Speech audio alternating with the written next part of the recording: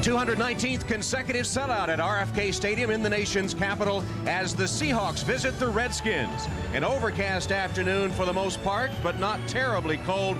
Game time temperature at 49 degrees. Hello, everyone, and welcome to Washington. Tom Hammond and Bob Trumpy ready for the Seahawks and the Redskins. Seattle comes in with one of the best offensive attacks in the NFL, and no question the key to that is Chris Warren. Yeah, and I'm not sure how many people know about Chris Warren. He's a running back that is leading the conference in rushing, and as long as this kid can carry the ball consistently, the Seattle offense functions. Going for his sixth straight 100-yard rushing performance in 1995. He's special. If they can't beat you with Chris Warren, they can do it with Joey Galloway. He's the AFC Offensive Player of the Week and one of the most exciting rookies in the league. Yeah, last week, 237 all-purpose yards, 3 touchdowns. Anytime you can get this kid the ball, Seattle, it's a big plus for him. He's a delight to be around, loves the offense, loves returning punts. He's excitement. The Redskins have been involved in a lot of close games. They haven't won many of them, and they come off the bye week with a mini quarterback controversy. Heath Shuler has gone public about his discontent. Yeah, now Heath Shuler, the first pick last year of the Washington Redskins. In training camp, he won the job of starting quarterback. And he gets hurt in the opening game of the season. Gus Frerotte takes over. Shuler's back and healthy, and he can't get back in the lineup. It's a controversy, quarterback controversy outside the Redskins. Tom, in the word of Norv Turner, the head coach, he's got Frerotte at quarterback to maintain continuity, and Heath Shuler not particularly pleased. There is Norv Turner in his second season as the Redskins head coach. And the Redskins will kick off to get the game underway. Steve Broussard, the deep man, and he takes it at the 1. Broussard toward the middle of the field with a head of steam and smacked down hard just short of the 25-yard line. So the Seahawks get their offensive unit 4th in the NFL on the field, led by Rick Mirer. That offensive line for the Seahawks anchored now by Jim Sweeney at center after 11 years with the Jets. And as we look at the backs and receivers, Mirer better since the benching now 3 games ago. And of course, Chris Warren, the leading rusher in the league. Rob Thomas, the 3rd wide receiver on passing downs.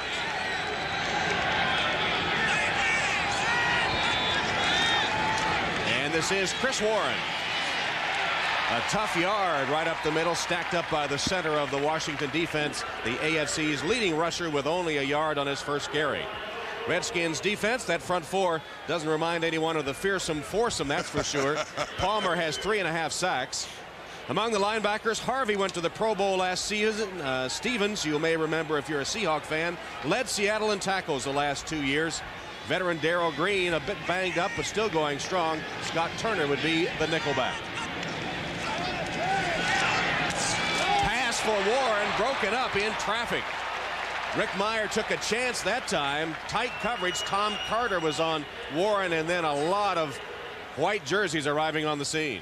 Tom, they had Chris Warren flanked out to the near side of the field, and he runs the slant pattern. The Seahawks offense has some injuries. They got a tight end out. They got a fullback out. So they got to kind of make things up here as they go along. 4 wide receiver formation here, which we may see a lot from Seattle today on 3rd and long.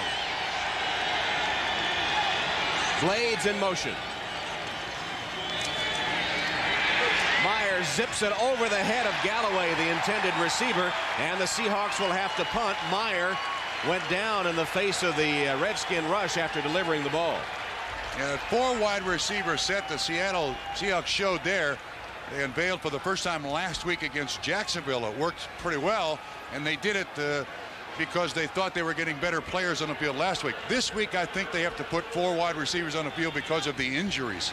You see the numbers on Rick Tootin and Brian Mitchell, averaging 18.3 per return, including a touchdown.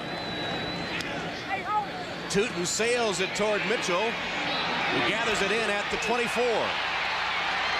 Mitchell trying to break to the sideline, has a seam. There's a flag down as Mitchell is taken out of bounds at about the 48-yard line. Good return by one of the best in the business, Brian Mitchell. It was a 23-yard return of a 49-yard punt. We'll check the penalty. Mike Carey is today's referee. His initial signal was holding against the Redskins. Geez, when's the last time there was a punt without a penalty? I know. You can count them on one hand. Well, I didn't hear the call, but it was holding against the Redskins. And we'll check the Washington starting offensive lineup. Had some injuries up front. Correction, a 20-yard punt return. And here is that offensive line, and John Giesick, normally the center, slides to right guard. So Corey Raymer will have his first NFL snap at center. Farrat, 12 TD passes, 10 picked off. Terry Allen, the leading rusher. Ellard, who has been a bit banged up, in motion, and the handoff is to Allen. And Terry Allen, a 2 or 3 yard gain on first down. Tackle made by Dean Wells. Here is the Seattle defense, 27th of 30 in the NFL. Veteran front featuring Cortez Kennedy to the last 4 Pro Bowls. Edwards replacing the injured Brent Williams. Linebacking core, Wooden leads all tacklers. In the secondary, Gray has 3 interceptions, and Robinson, the Seahawks all-time leading tackler. In the dime, Jones and Bellamy, 2 extra DBs. Farrat on second down. And it's intercepted at the 40-yard line. The pass picked off by Winston Moss, the linebacker. And there's a penalty marker down at the point of the interception. Could be a face mask on the tackle of Moss. Gus Farrat did not see Winston Moss at all. He's got it against the wrong team. Mike Carey signaled it against the Seahawks, but I believe it's going to be against the Redskins.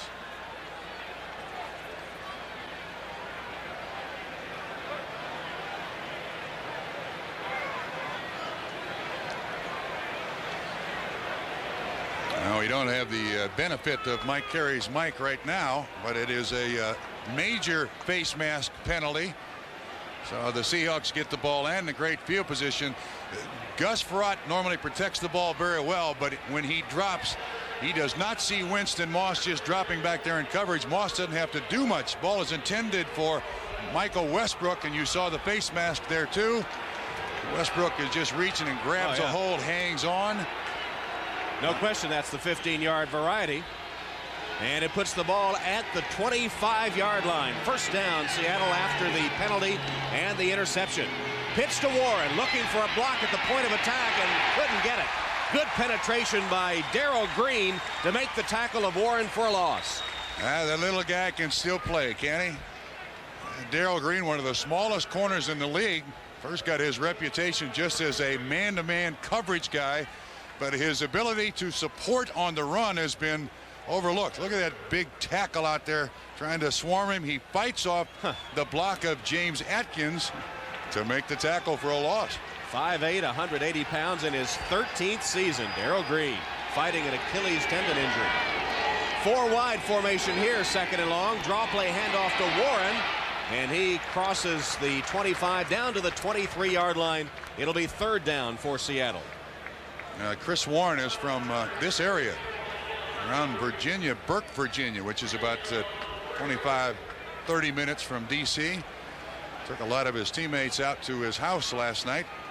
Enjoyed a little home cooking. Warren, a graduate of Ferrum College in Virginia after transferring from the University of Virginia. And Burke, Virginia, very close. He has about 60 tickets for today's game. Third and long. Meyer in the seam, finds his receiver. The pass complete, but short of the first down, I believe. Let's see, it'll be close. Brian Blades caught it. And the spot of the football will make it fourth down. First big decision here for Dennis Erickson. Looks like he's sending on the players. They're going to go for it. Of course, if you don't know, Seattle spent the week down in Jacksonville. They played the Jaguars last week, stayed on the East Coast. So fourth down and a yard, and the Seahawks will go for it. Tracy Johnson is in. They have gone for fourth down conversions 9 times and connected 7 times this season. Warren breaks to the outside, but a penalty marker down. It may be for delay of game, and that would be a costly penalty against Seattle. That's the call. So now 4th and 6, and Erickson will elect to go to the field goal. Just missed opportunities. You know, that makes you a 4-6 team. He's going to convert that fourth down into a first down, but the penalty, now they got to kick the field goal or attempt to kick the field goal. So Todd Peterson will tee it up from the hold, actually, of Rick Tootin. A 39-yard attempt. As you saw, he's hit 11 of 15.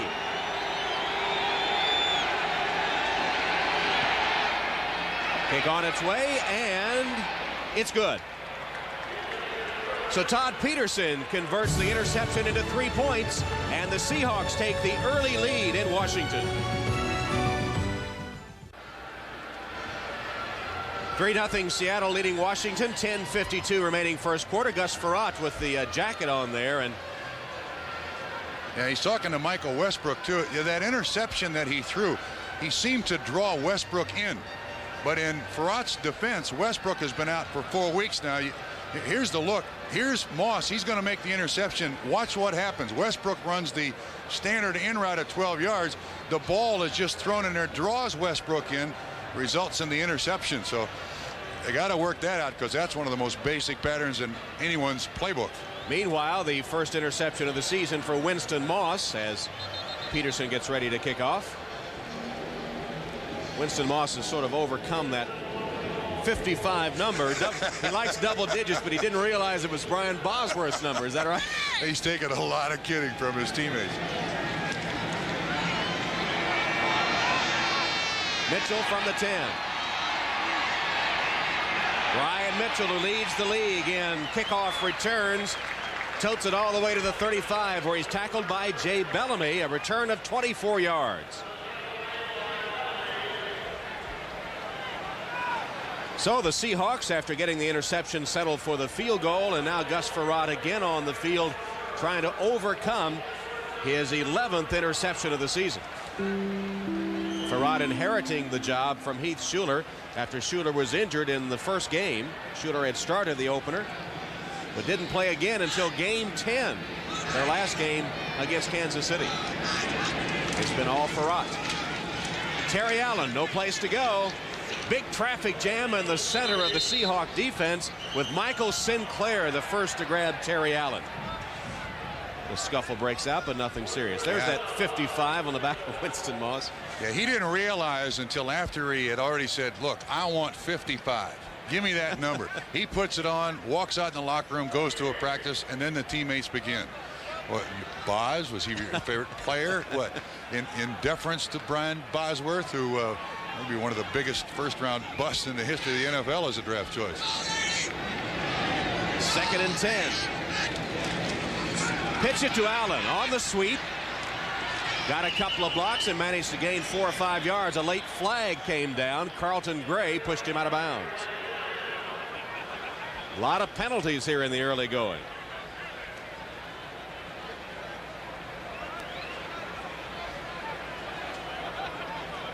And a hold against the Redskins will set them back. This has not been an auspicious start for Washington. Holding on the offense, number 82. 10-yard penalty. Still 2nd down. And Michael Westbrook gets his second. He is going for the hat trick now. Westbrook had the 15-yard face mask penalty after the interception, and here is called for the hold. Had a sprained knee, kept him out for 4 weeks. Now back. They're going to count heavily on Michael Westbrook in the near future, but they got to get him figuring out where to line up first. He's just a rookie. 4th player taken in the draft from Colorado. Frerotte decides to set sail with it, slides down just across the 30 at the 32-yard line. Dean Wells covered him at that point. Well, 3 men in the pattern, all covered very well by Seattle. Frerotte had no choice whatsoever. Looked to me like they were keeping the tight end in to give him a little more pass protection. That's one thing about Gus Frerotte that I don't think they're ever going to rely on, his ability to run. He is a guy who stands in the pocket and throws it. He's not going to ever be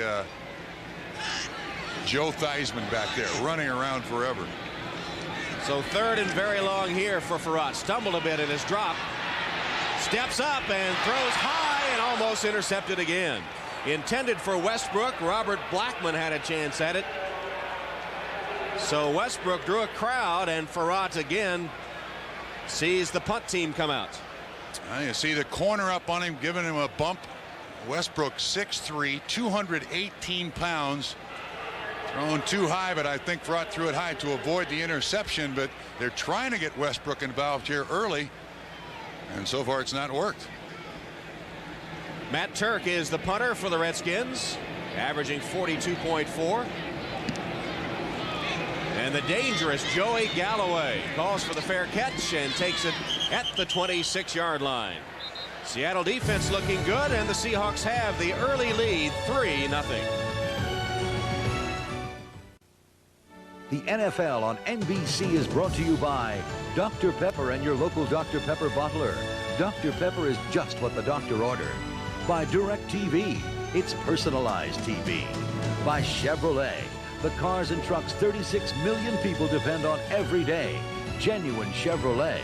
And by Beechwood Aged Budweiser, the king of beers. This Bud's for you.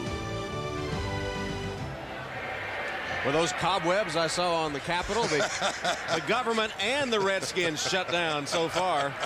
3-0 Seattle. A 40-yard punt by Turk has put Seattle at its own 27-yard line.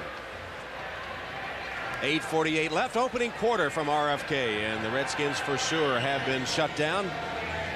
2 possessions, 2 punts. Actually, 1 punt and 1 interception. Meyer swings it to Warren. Oh, what a hit made beautifully by Ken Harvey. Harvey, the Pro Bowl linebacker, smelled it all the way for a loss of 7 as he smacked Chris Warren. Tom, without question, Redskins' best defensive player, but they also get right in Rick Meyer's face. This is just a simple little screen. Tim Johnson, 78's the guy who throws him to the ground. I'm shocked. This Redskin defense is giving up 4-6 a rush. This is one of the best rushing offenses there is in the league, and yet all we've seen is throwing. Fake to Warren. Meyer going deep for Galloway, and it's intercepted. Picked off by the Redskins. Intercepted by Tom Carter, who intercepts his former Notre Dame teammate Rick Meyer.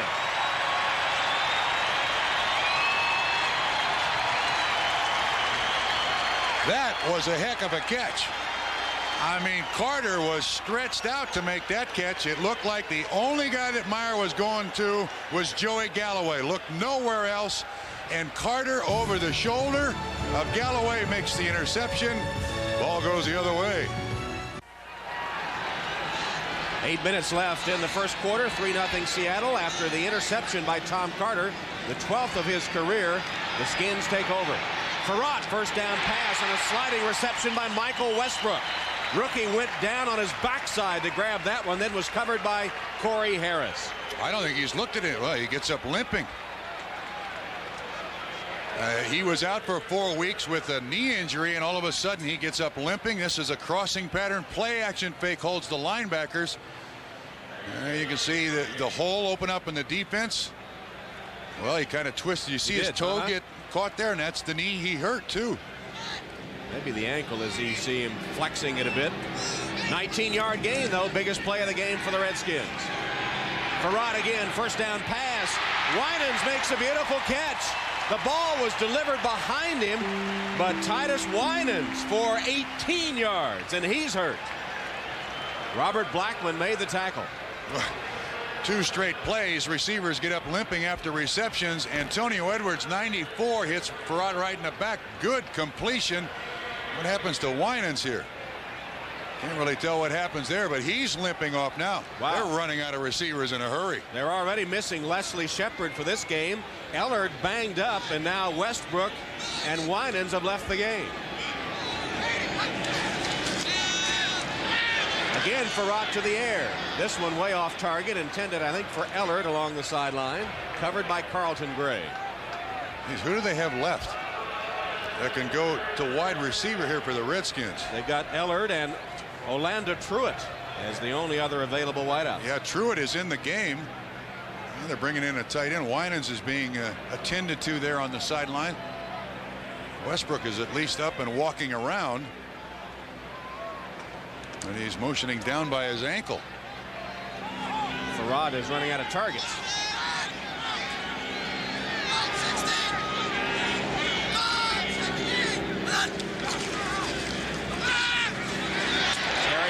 Tough run, picking his way inside the 25-yard line. One of the big games today in the AFC Central, the Bengals and Steelers. Greg Gumbel has an update. Greg?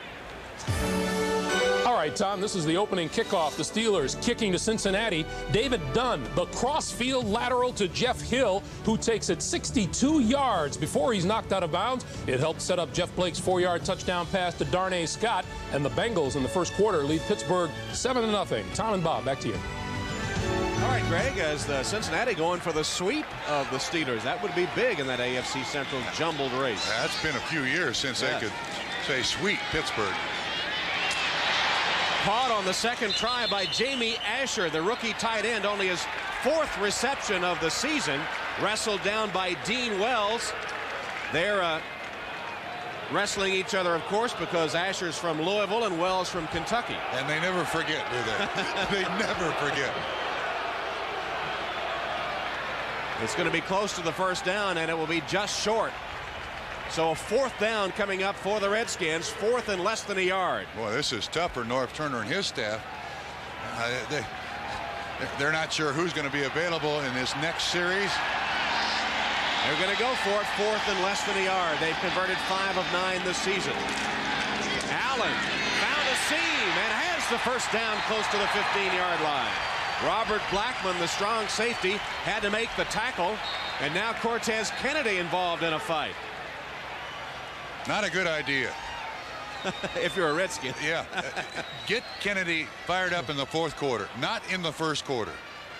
The man can throw people from hash mark to hash mark if you get him really upset. One of the game's great defensive tackles. Double teamed, triple teamed. He is hard to get by or move. So the Redskins convert the 4th down and have it first down with the ball on the 17 of Seattle. And Farad waiting for the play to come in and for some reason not getting it.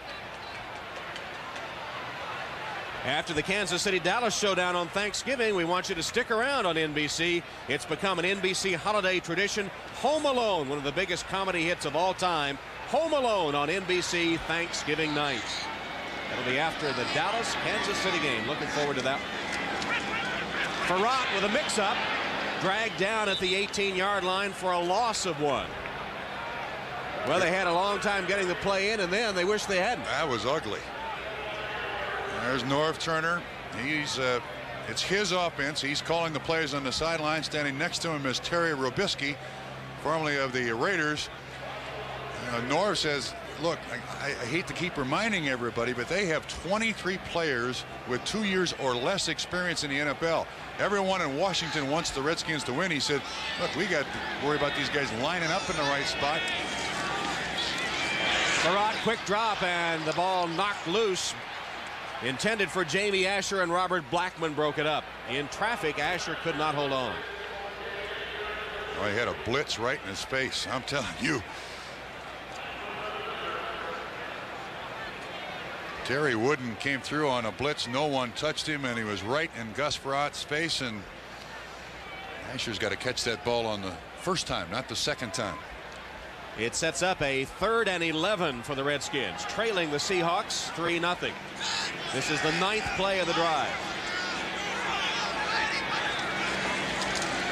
Farad under pressure, got rid of it, and the completion to the 5-yard line, caught by Orlando Truitt.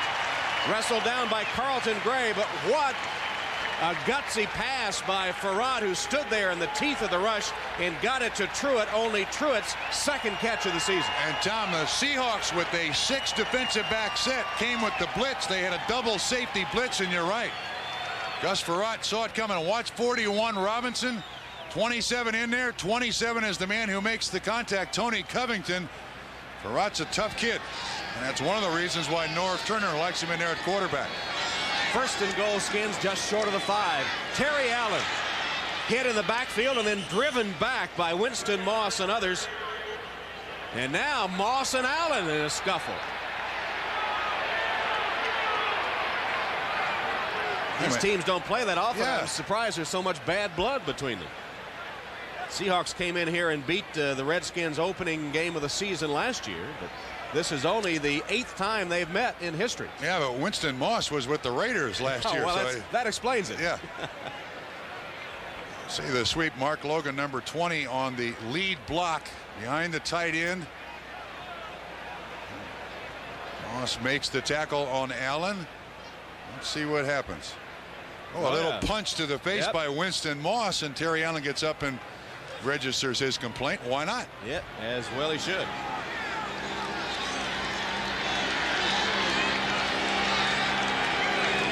$60 yards, but still no points. Farrat, first man covered, second man not there. Diving attempt made by Truitt.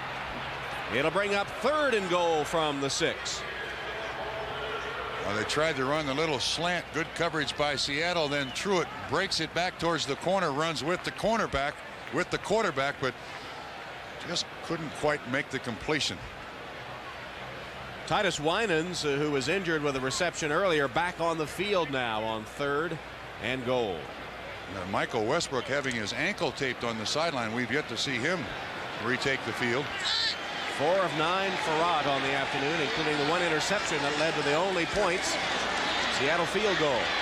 On the carry, Brian Mitchell stops short of the goal line. It'll be 4th down. Tony Covington came up, one of the extra DBs, to stop Brian Mitchell on the run. And as the field goal unit trots on, the fans register their displeasure. Eddie Murray will attempt the field goal. Murray coming into the game with 1,435 points, 6th in NFL history. Needs only 1 point to tie Jim Turner for 5th place. So with this field goal, if he makes it, he'll move into 5th place all time.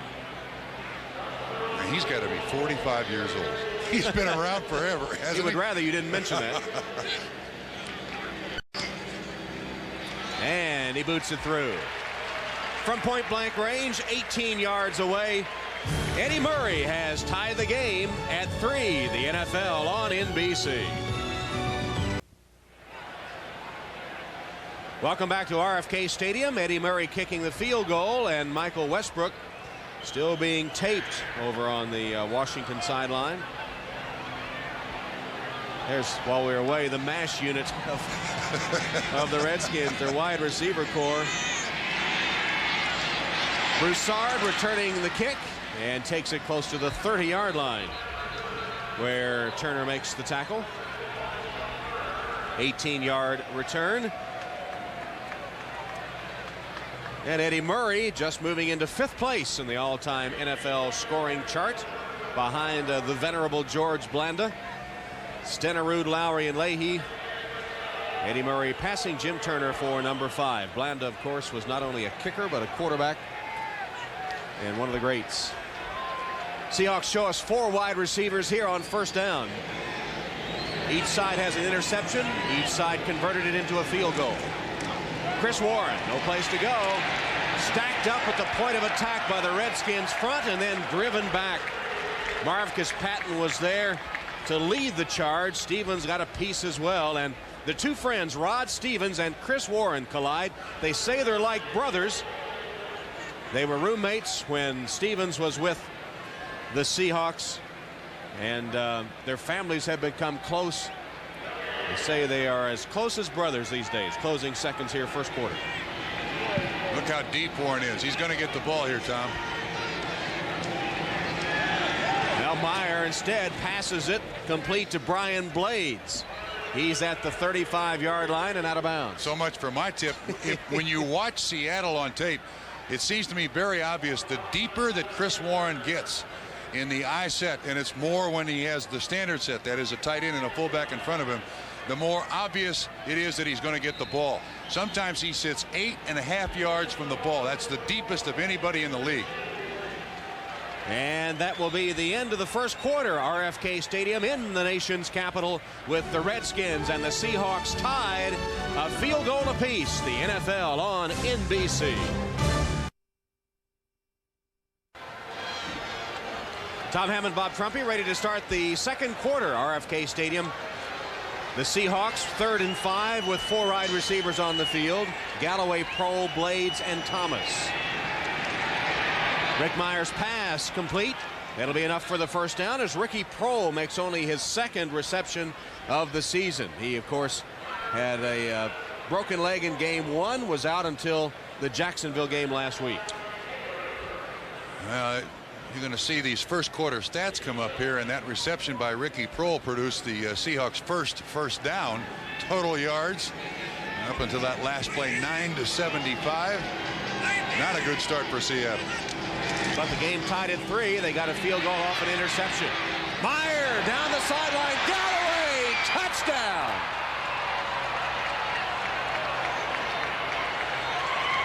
Man, has he found a favorite receiver or what?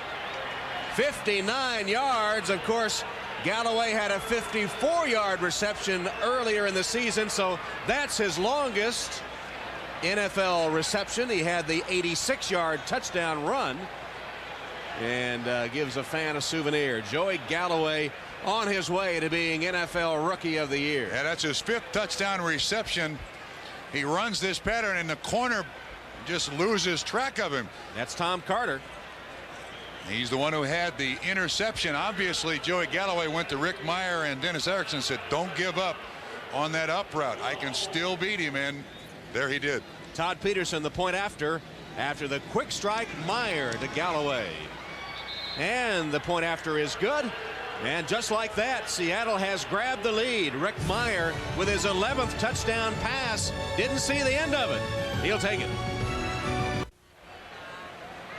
Welcome back to RFK Stadium, where the Seahawks have taken a 10-3 lead on the Redskins, courtesy of Rick Meyer's 11th touchdown pass of the season.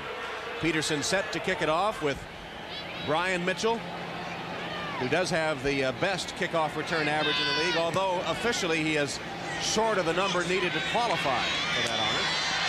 Takes it at the 7, does Mitchell. Looks for a block. Can't get it. Nice open field tackle made at the 19-yard line by Bellamy. Jay Bellamy with the stop after a 13-yard return. Tom, if we go back to the touchdown by Galloway, you're going to see that Tom Carter, the cornerback, top of the screen, he makes a major mistake. He loses Galloway. Looking back in the backfield, that means that it's zone coverage. He gets no help behind him, and Galloway with excellent speed. That's a perfect throw. I mean, Galloway catches that full stride, just cradles it into his arms. Wonderful throw by Meyer. So now the Redskins try to answer, starting from their own 19. Terry Allen ducking the other way and taking it across the 25 to the 26-yard line. So about a 7-yard first down run for Allen, who is tackled by Dean Wells. An interesting choice. Because of injuries to the Washington offensive line, they got a young man starting at center. Corey Raymer is his name, number 52. Friday was his 19th NFL practice. Breaks his ankle in training camp, sits. Finally, they get him active, and all of a sudden, he's got to be in there and start. Snapping the ball here to Farrat, who swings the pass to Allen. Terry Allen, one-on-one with a linebacker, manages to duck the first tackler, Blackman, and Wooden it is, and then Wooden chases him out of bounds. Tough kid. 1,000-yard rusher last year for the Vikings. They cut him in May. It was another one of those salary cap things. Came back from a serious knee injury 4 years ago. A real slashing runner. When the Vikings cut him, he had a lot of offers, but he came to the Redskins for one reason and one reason alone: no AstroTurf. He's a medical miracle, really. Twice has torn his ACL, and twice has come back to rush for 1,000 yards. Farrat's pass is complete to Truitt. Fumbles the football, still loose, and picked up by the Seahawks. Dean Wells picked it up, caught from behind before he could get much further by Truitt. But Terry Wooden forced the fumble of Truitt and recovered by Dean Wells. The Redskins turn it over for the second time. A short crossing route run by Truitt. And you see Farrat's looking downfield, and then there's Wooden. He just strips, actually just hit the point of the ball, knocked it away, and Wells is right there for the pickup. Second turnover by the Redskins so far. Seahawks got 3 off the first Washington turnover. This is the second. It gives them the ball at the Redskin 27. Chris Warren, no place to go. Tackled at the 25-yard line with Rod Stevens leading the charge. Warren, 2 straight 100-yard rushing performances, already 5 this year.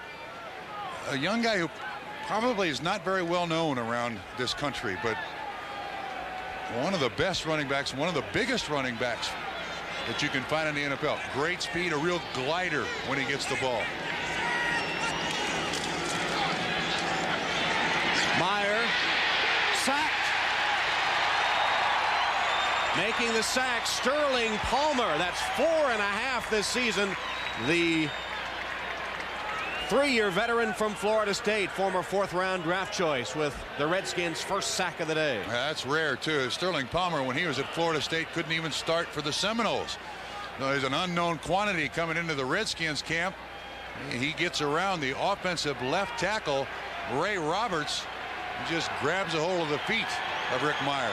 Former Florida State high school discus champion sort of threw Meyer like a discus there for a 9-yard loss. Meyer goes for the end zone. The diving attempt made by Galloway, but he can't come up with it. That time Carter was with him, stride for stride. Yeah, you know, when you sit down in preparation to play a team, you examine all the defenders that you've got. Again, Carter looking in the backfield. It's zone, and the same pattern. Galloway goes by him, but this time Carter stays with him. And even though Galloway tries to make the catch, he wouldn't have counted it. Had he caught it, he was already out of the end zone. Now Peterson will attempt a 52-yard field goal. His longest of the season has been 49.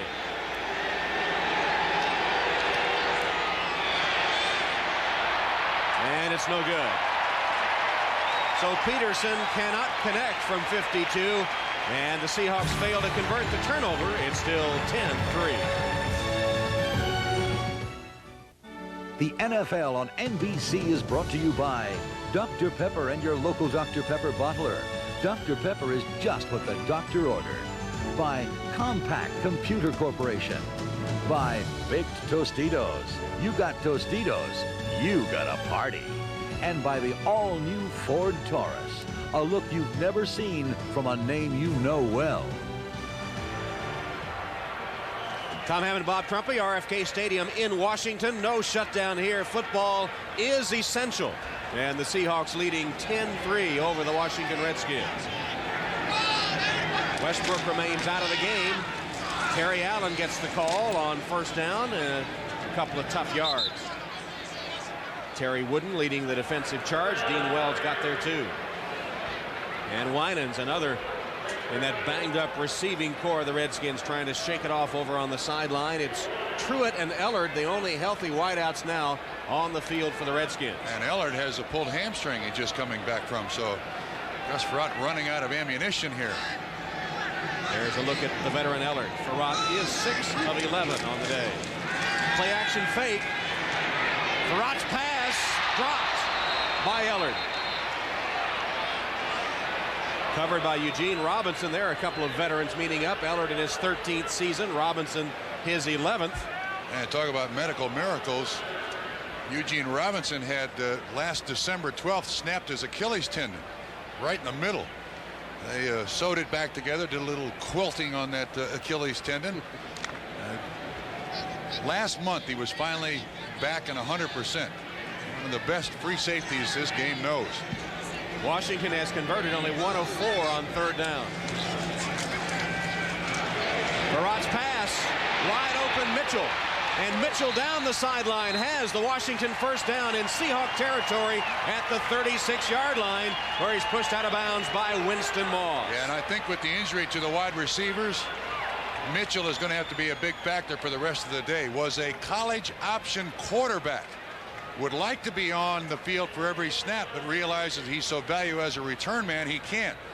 And throw it, runs well. Obviously, excellent receiver catching kickoffs and punts. And somehow, now with Westbrook out and also Winans out, Mitchell's got to have a big day here. Mitchell, the noted Cajun cook, for a gain of 21 yards. Frerotte fakes it to Mitchell. Plenty of time. Is the catch made in bounds? Yes, it is. Ellard kept both feet in bounds, and the Skins have another first down. He caught it in front of Robert Blackman. Henry Ellard is amazing. You realize that last year on this Washington Redskin team, they were 3-13. As you see the reception close. Maybe the veteran is given that reception. On a 3-13 team last year, 1,397 yards receiving. Said it was his best year ever. Came into the game with nearly 12,000 career receiving yards and 707 catches. That latest one good for 18 yards. Farrat wings it to the end zone. No. Ellard out of bounds. Ellard had beaten Carlton Gray to that corner of the end zone, but just could not stay in bounds. Yeah, he runs the pattern from the slot, and you may attribute this to just being off for the week. Just a little mistiming. Should catch this. Nice pattern right to the defensive back, then breaks away. It would have been an awful good catch. Had he made it, Gus Farrat thought it was going to be a touchdown, but no, he doesn't hang on to the football. In fact, I thought Ellard had caught it but was out of bounds, and turns out the pass incomplete anyway. So it's 2nd and 10 from the Seahawk 18. Seattle leading 10-3. Henry was with the Rams when Norv Turner was an assistant there. As we've got an injury for the Seattle Seahawks. That's Antonio Edwards. Good young player, good pass rusher, good strong kid. In his 3rd season from Valdosta State, and replacing Brent Williams in the lineup to start. I was just going to make that point. They need him in there because Brent Williams hurt. They're hoping for a big game out of Antonio Edwards. Henry McMillan has replaced Antonio Edwards. He's a rookie, 6th-round draft choice from Florida. He's a defensive end.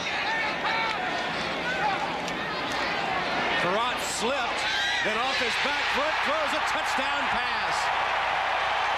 Orlando Truitt with his first touchdown catch. Farrat did a great job regaining his balance as Truitt was breaking by Carlton Gray. Well, this is just a case, Tom, of a big receiver taking advantage of a cornerback who is a little bit smaller. There was a little pushing and shoving, and watch the arm strength of Gus Farrat. There he slips, sets up again, and rifles it out there. There's not a lot of room to make that completion, but they do for the score. 18 yards as the Redskins come right back, and the extra point to tie from Eddie Murray. And he boots it through. Nice drive by the Washington Redskins, engineered by quarterback Gus Farrat. His 13th touchdown pass of the season ties the game 10-10.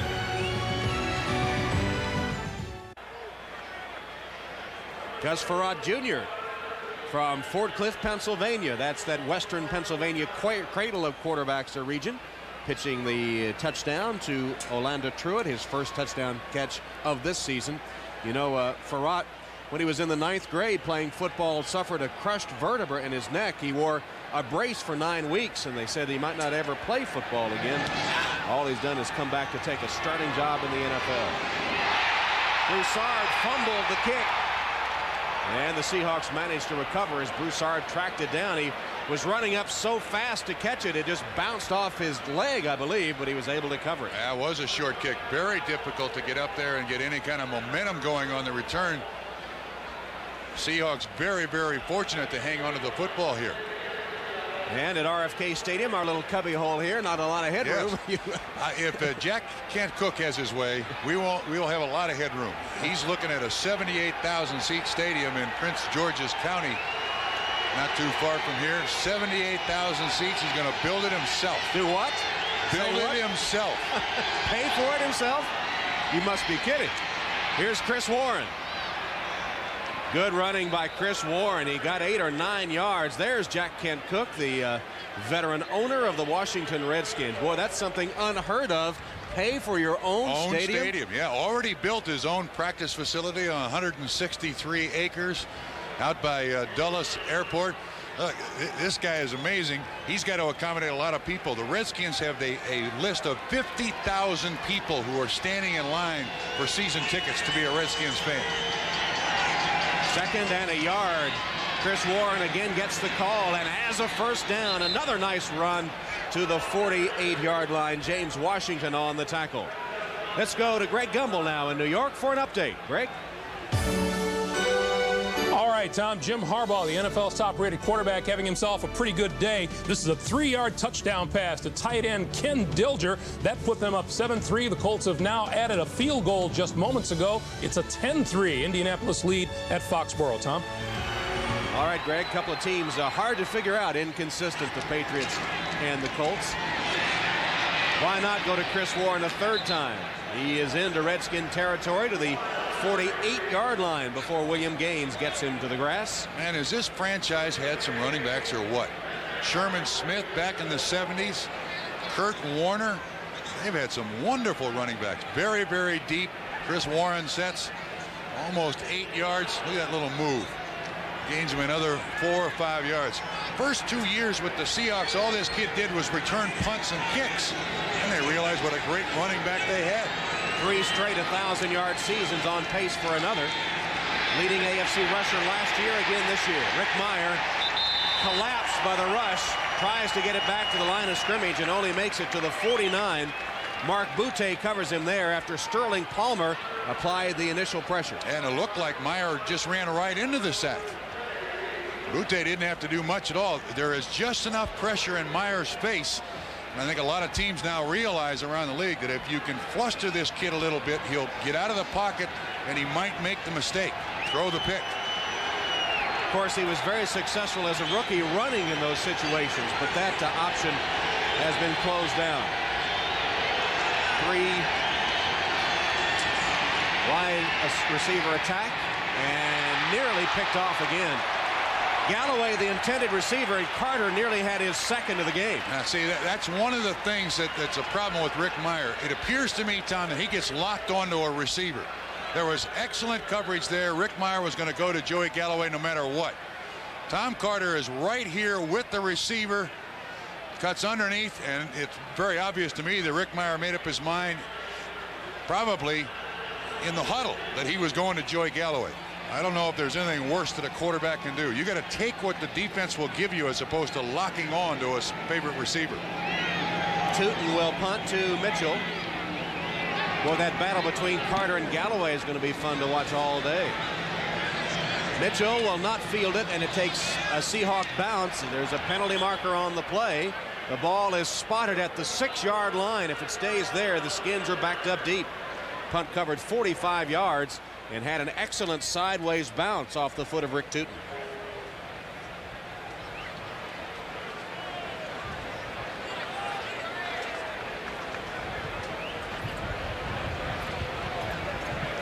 And it's against the Redskins. Norv Turner's team penalized early and often in this first half. And Norv's comment about the Redskins is Illegal block in the back. On the return, team number 34. Half the distance to the goal. First down. I was going to say, Norv said, look, our team has improved dramatically, but we don't have the wins to go with it. Well, there is no number 34, so the dreaded illegal block in the back will remain anonymous this time.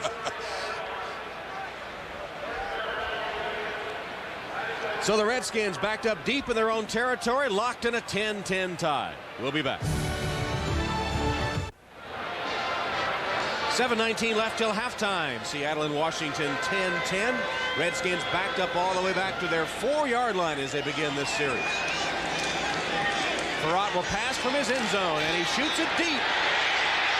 And the catch made by Truitt. Corey Harris tracked him down, but Orlando Truitt suddenly is becoming a key member of this Washington passing attack with all their injuries. And how about this throw? First of all, the route.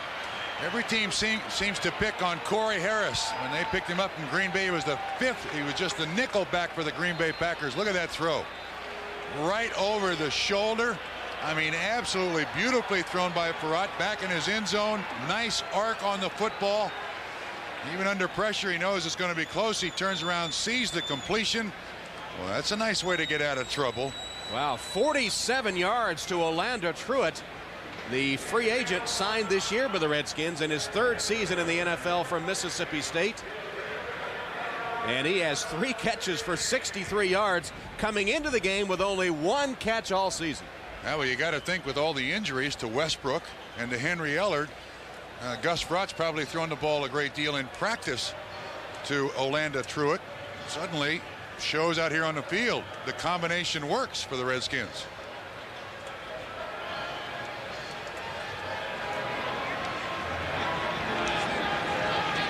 Seahawks took a timeout there. I'm not sure why. There was a mix-up, but ready to go back to action now as Mark Logan in motion.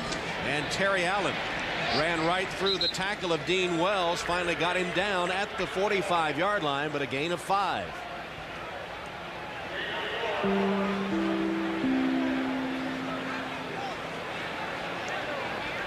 Redskins sputtering to start as you see some other scores. Wow, Cincinnati putting it on the Pittsburgh Steelers. Steelers looked so good the other night against Cleveland. But Cincinnati trying to sweep them.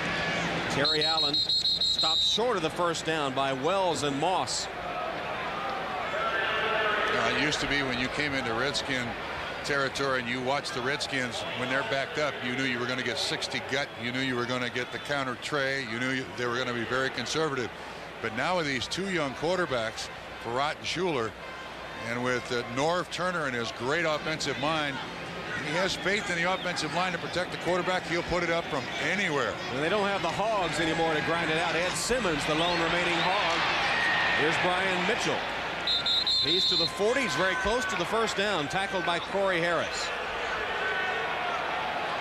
This is Norv Turner, the head coach. This is one of the most innovative offensive minds there is in the NFL. It's so close they're going to measure, Bob. When he was down at Dallas, of course, he had the studs. He didn't have to worry about tricking anybody. They had 4 or 5 plays, most of them going to number 22. And then when in doubt, Aikman threw it to Urban. But this guy knows a bunch of offense. And I think he's made the right choice in Frerotte only because you need some continuity somewhere, some solid figure that everyone can rally behind. And it's turned out to be Gus Frerotte. First down, Redskins. And Norv, more than anybody else, I think, in the league, other than Sam White presently, knows quarterbacks, knows how you have to deal with them, knows how you make them better. And I asked him about this Schuler and Frerotte situation. He said, the only thing I've done with these kids has been dead honest with them. I've not tried to trick them. I've not tried to tell them something that's not honestly the truth. And he said, I hope the whole thing just works out on its own. Tough to go against the money invested in Heath Schuler, a decision that Turner had to make, but he has done it. Frerotte on play action, batted right back in his face, incomplete. Schuler was the 3rd man taken in the draft. And, of course, Frerotte in the last round, the 7th round. Number 90, Terry Wooden, the man that knocked that pass down. There's Heath Schuler on the sideline. He got, what, a $5 million bonus or whatever. Yes. Set the Redskins record average as a rookie, and everyone thought that he was settling in for a long run as the Redskins quarterback. Injured in game 1 this season and has not been able to regain the job from Gus Frerotte. And he is not happy with the situation. Allen tripped up. Gain of about 3. But the Redskins haven't traditionally invested a whole lot in their quarterbacks. Yeah, you're right. 3rd round pick, Jay Schrader, pretty good. Williams out of Tampa, they win a Super Bowl. Rippon, they win a Super Bowl. Humphreys goes to the Super Bowl with San Diego, and then Schuler gets that $5 million bonus. Gus Frerotte got $35,000. He was the 197th pick in the draft last year. 3rd and 8 for Gus here. Oops. And that could be Seattle offside. I didn't see any movement on the Washington line. Sam Adams was first across. Before the snap, there's a false start on the offense. Number 63, 5-yard penalty, still 4th down. I didn't see it. It was in the interior of the line. John Giesick, who has moved over from center to right guard. The heads, there's nothing wrong with the heads moving. Watch, well, you can see Giesick kind of move his elbow a little bit, his right elbow. It's right down here. And, of course, those defensive linemen are taught to go on movement. Giesick tried to trick him. Former center, you can't trust. They're always trying to do that. That's the 5th penalty in the first half against the Redskins for 43 yards. Only 1 against Seattle. So now it's 3rd and 13 for Farrat. Where's Truitt? Farrat wants to know that too. Sideline, that's where he is. Incomplete. Of course, Farrat locked in, but he doesn't have a whole lot of choice. They only have 2 healthy wide receivers. Selwyn Jones covering Orlando Truitt.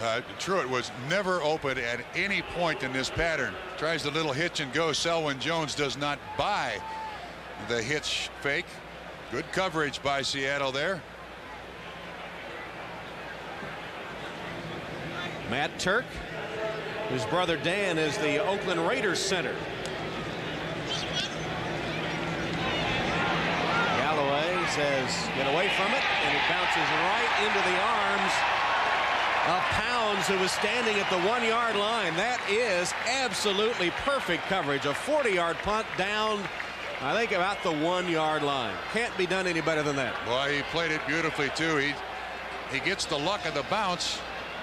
Mr. Turk likes it a lot. Those punts down inside the 20. You like to give your defense 99 yards to defend. And Darrell Pounds had the perfect spot to field it, the rookie from Nicholls State. 4:11 left till halftime. 10-10 tie. And the Seahawks starting, well, to be generous, we'll give them the 2-yard line here. Look how deep Warren is, Tom. Does that mean run? To me it does, yes. And he does, Chris Warren.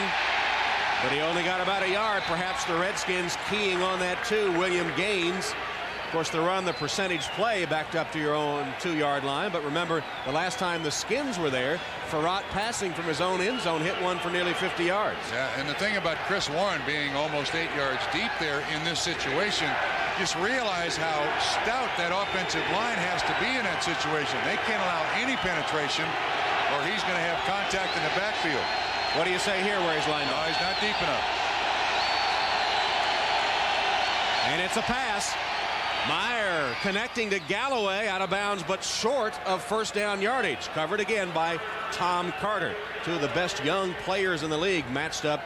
Carter there, and Galloway, who caught that pass. This Joey Galloway is special.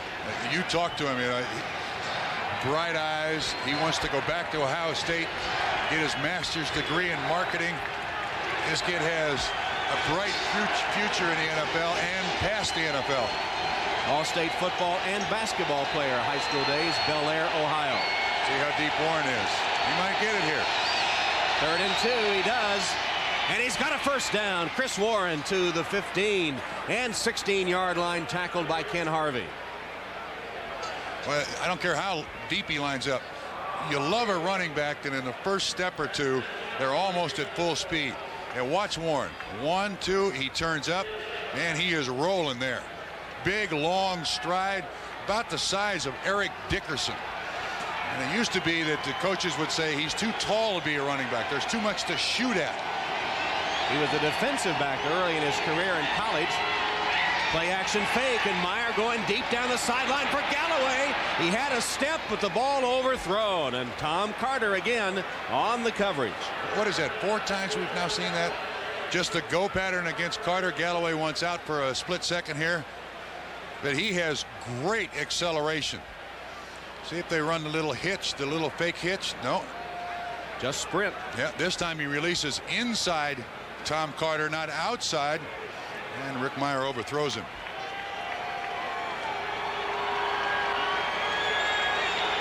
Four wide receiver set, 2nd and 10. Draw play to Warren. Short gain. Mark Butte, bottom of the stack for the Skins. Timeout taken by Washington with 2:23 left. Redskins looking to get the ball back and spend a timeout here.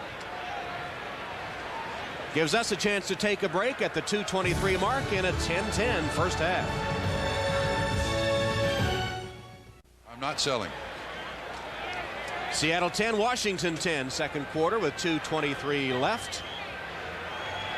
And a 3rd and 9 coming up for the Seahawks. Joey Galloway back on the field for Dennis Erickson, the rookie Seahawks head coach.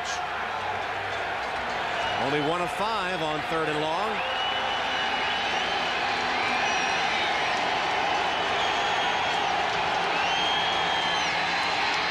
Meyer chased from the pocket, finds his outlet receiver. It's Warren.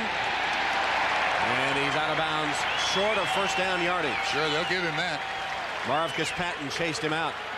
Good defense by the Redskins. They had 6 defensive backs in there. 2 safeties up almost on the line of scrimmage to watch the run of Warren.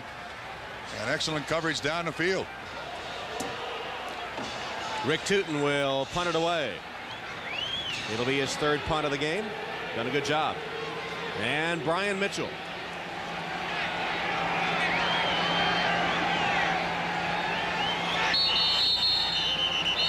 And the clock will stop at 2 minutes. So we'll take the 2-minute warning here.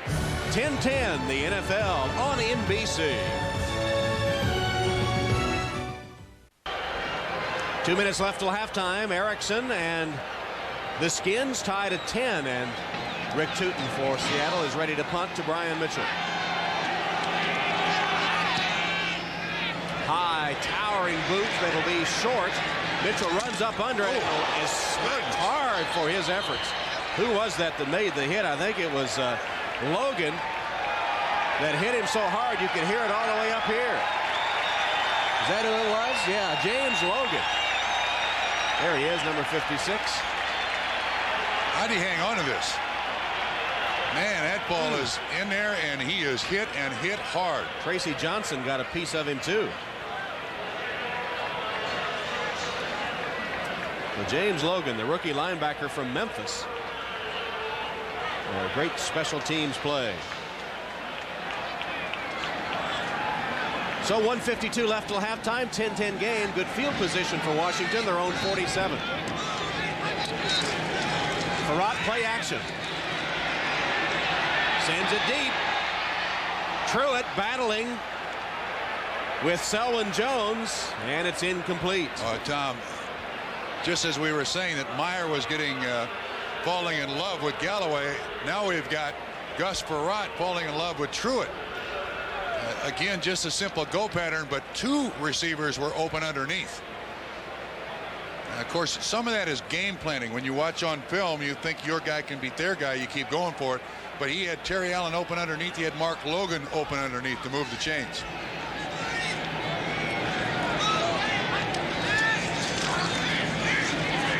Whoops. Overshoots Truitt that time, and once again locked into Orlando Truitt, covered well by Carlton Gray. Don't forget, coming up at halftime, the Domino's Pizza NFL on NBC halftime report.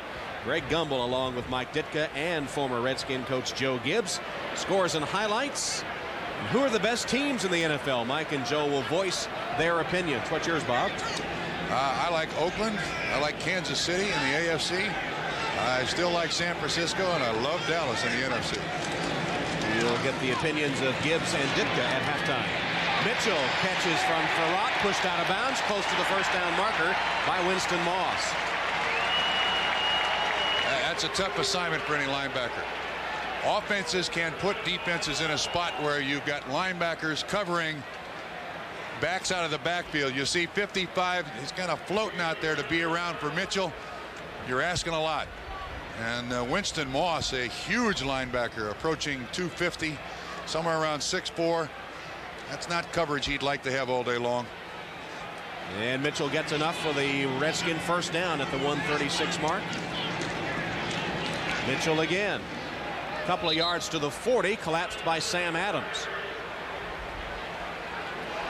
That's kind of a keep him honest play, you know. Just, we're not going to throw on every down. Plenty of time, 2 timeouts left.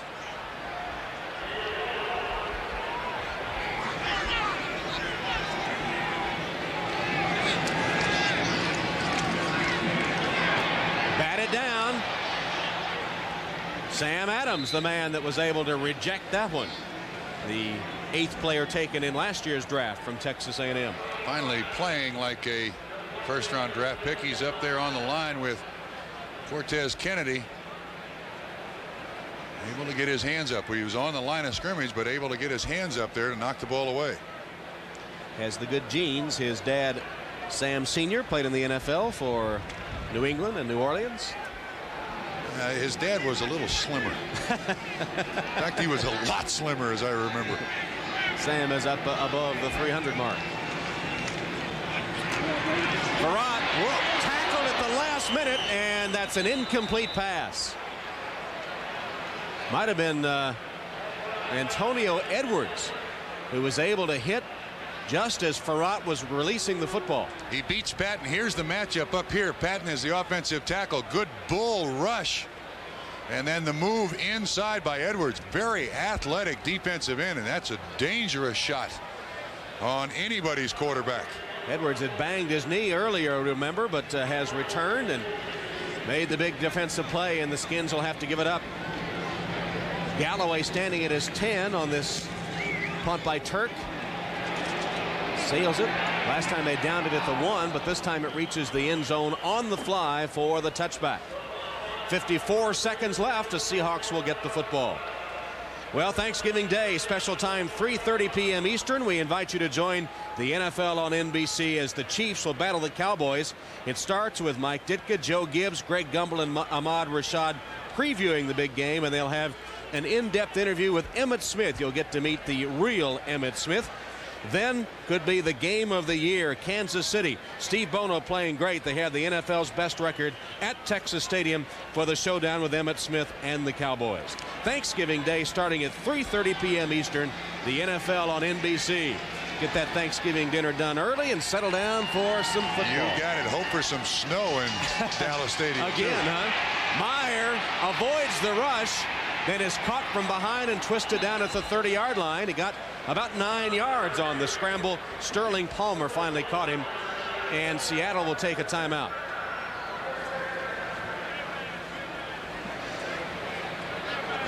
You mentioned that Thanksgiving Day game last year with Leon Lett and the last play of the game with the Miami Dolphins, and the expression on bizarre. TV, it was bizarre. I'm still of the opinion that that ball was recovered in the end zone, that the Miami Dolphins didn't have to kick the field goal. It was amazing.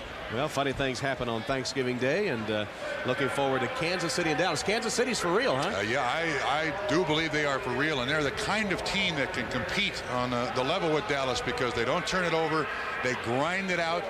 That offensive line that they have with the center, Grunhard, the two guards, Zott and Shields, been together now for 3 or 4 years. That's an excellent football team. Surprised at Steve Bono's performance? Yes, I am, as a matter of fact. So many years of backup to perform the way he has, very admirable. 2nd and 1 here for Rick Meyer, and his pass is complete. Caught by Ricky Prohl, taken out of bounds for first down yardage. Darrell Green covering for the Skins. 39 seconds left. The Seahawks glad to get Ricky Prohl back, as we told you, broken leg in game 1 of the season, but twice was the leading Cardinal receiver in his 5 years in Arizona. Always been a very sure-handed receiver too. You know, that very seldom double catches it. Meyer steps up to avoid the pressure and has a lane to run, races for the sideline and makes it at about the 35-yard line, stopping the clock with 32 seconds left. Ken Harvey and Keith Taylor were bearing down on Rick Meyer. Now there's an acquisition, Ken Harvey. Man, as when he was at Arizona for 6 years, he was almost their entire defense. Had the opportunity to leave, took it. Wasn't a real fan of Buddy Ryan, got out of there. And a great story, a dropout of high school in Austin, Texas. Worked at McDonald's for a while. Got his graduate equivalency degree, went to junior college, didn't play football, had 2 jobs, and finally makes it to the NFL. Meyer's pass incomplete, intended for Rob Thomas, with Darrell Green covering. Yeah, he worked 14 hours a day, enabling tuition to be paid to go to junior college. Finally made it to Cal in the college ranks and did a lot of interesting things. He once spent a night on the streets to see what it was like to be homeless. He lost one of his children to sudden infant death syndrome. a very sensitive and a man that is aware of priorities in life, Ken Harvey, not to mention that he is a Super Bowl, Pro Bowl type linebacker. Broussard set up a screen to the other side, and he breaks it down the opposite way and takes it all the way to the Redskin 40. Bob, that looked like a screen to his left. He broke away from the interference and got a good gain down the right sideline. Yeah, it doesn't normally work that well, but you're absolutely right. The Redskins kind of over pursued. He is the only running back. It's set up pretty well by the by the Seattle Seahawks, but then excellent blocking downfield. Broussard, always a young man with great speed, gets a little help from his receivers downfield. Nice pickup by Steve Broussard. 25 yards, as a matter of fact, and all of a sudden the Seahawks have the ball at the 40-yard line with 15 seconds left. Probably in these situations, the best kind of play to run is a screen. You're going to have the defense dropping deep. So if you can get someone with some speed and just a little space, he can break one tackle. Yeah, he can turn a 2 or 3 yard completion into a 25-yard gain. Todd Peterson hoping for a chance at the field goal with 15 seconds left. Seahawks have used their final timeout, so they'll have to throw it to the sideline and get out of bounds, enabling Peterson to get on the field. Batted down, incomplete. Sterling Palmer. Palmer is 6'5" and a long wingspan. Was able to bat that one to the turf. 12 seconds remaining for Rick Meyer. You know, I talked to Rick last night on the telephone. I asked him about the benching, the one-game benching. I said, what'd you learn? He said, absolutely nothing. First time he'd ever been benched. As a matter of fact, in his consideration, first time anybody ever thought about benching him.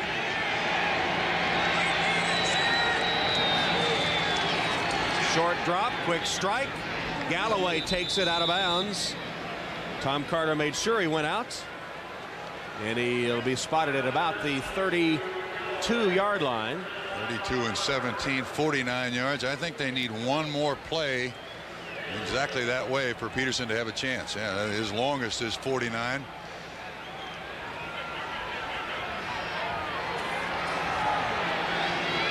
And they will take one more play with 9 ticks left.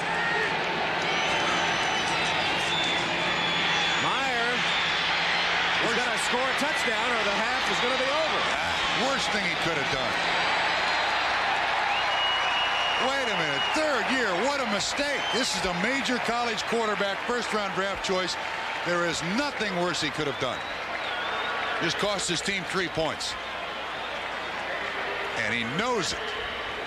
Just heave it out of bounds. Don't take off running unless you go all the way for a touchdown. Look at Craig Erickson's look, or Dennis Erickson's look. He's talking to Howard Mudd, the offensive line coach, and they're trying to figure, now why did he do that? Wow. So we end tied at 10, the Seahawks and the Redskins. We'll send you to Greg Gumbel in our NFL on NBC halftime studio in New York after these messages from your local station and a word from the NFL.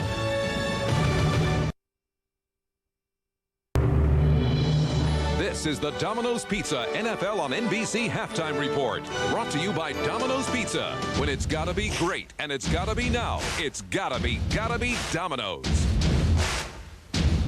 Last week's San Francisco victory over Dallas opened a lot of eyes around the National Football League. No longer are the Cowboys invincible. And with AFC West powers Oakland and Kansas City coming up for Dallas, we'll have a better sense by Thursday of just who is best in the NFL. I don't know who the best team in football is. I can't give you a definite answer on that. There's no really better team than any, especially this year. Everybody on any given Sunday can beat anybody. The best football team right now to me is still the San Francisco 49ers because they're still the world champions. Until someone dethrones them at the end of this year, then we'll answer that question then. But right now, it's still San Francisco. I'm not Dionne Warwick. I don't have to do with the psychic hotline. You know what I mean? I'm not that. All I know is they are a better football team than us. Well, I think Kansas City's playing better than any team in the National Football League right now. Kansas City, because they're not doing things, to beat themselves. They're not turning the ball over, and they're just going out executing and doing whatever it takes to win. I guess you have to go with Kansas City since they have the best record. I think we're the best football team, but, that's my opinion. I wouldn't rate us at the top right now because we haven't played our best game yet, so everybody likes Dallas, so I go with Dallas. It's tough to say. I still think Dallas may be, even though they lost to San Francisco. I think Dallas will be there at this point, in my own opinion. It's between probably Dallas, Kansas City, and the Raiders. I think the two best teams in most people's eyes are San Francisco and Dallas. I think that's the way it's been.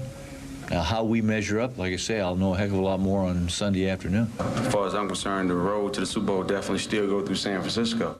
One thing's for certain, the question about which team is best in the NFL can change from week to week with a season like this. What do you think, Joe? Well, we listed a couple of weeks ago the things that we like the best about the league, and I said unpredictability is one of the things that you can definitely count on. The NFL, that's something I really enjoy. And the other thing I would say that this league honors the teams that play the best. Right now, I think the best records are the ones you got to go with, and that's going to be Dallas and KC. I still think there's a chance for the 49ers to step into that spot on the NFC side, and I still think Miami, we're going to find out tomorrow night, but I think Miami has the best talent on the AFC side, and they're looking like a long shot now. I think that's a small but important distinction. Which is the best team and which team is playing the best? What do you think, Mike? Well, I think that's the key right now. I think there are a lot of good football teams. I don't think there's any outstanding football team. I'm going to stay with the 49ers. I believe the 49ers have a very sound organization. They have great coaching, and they have good players in the right positions. It's going to be a matter of time. If they get Young back, they're going to be in the Super Bowl again. All right, gentlemen, we have, whoever you like, a pretty good matchup coming up Thanksgiving Day. The Chiefs are 9-1, best in the AFC. Cowboys right now 8-2, best in the NFC. Note the time, 3:30 Eastern Time, Thanksgiving Day. And our NFL and NBC halftime activities continue.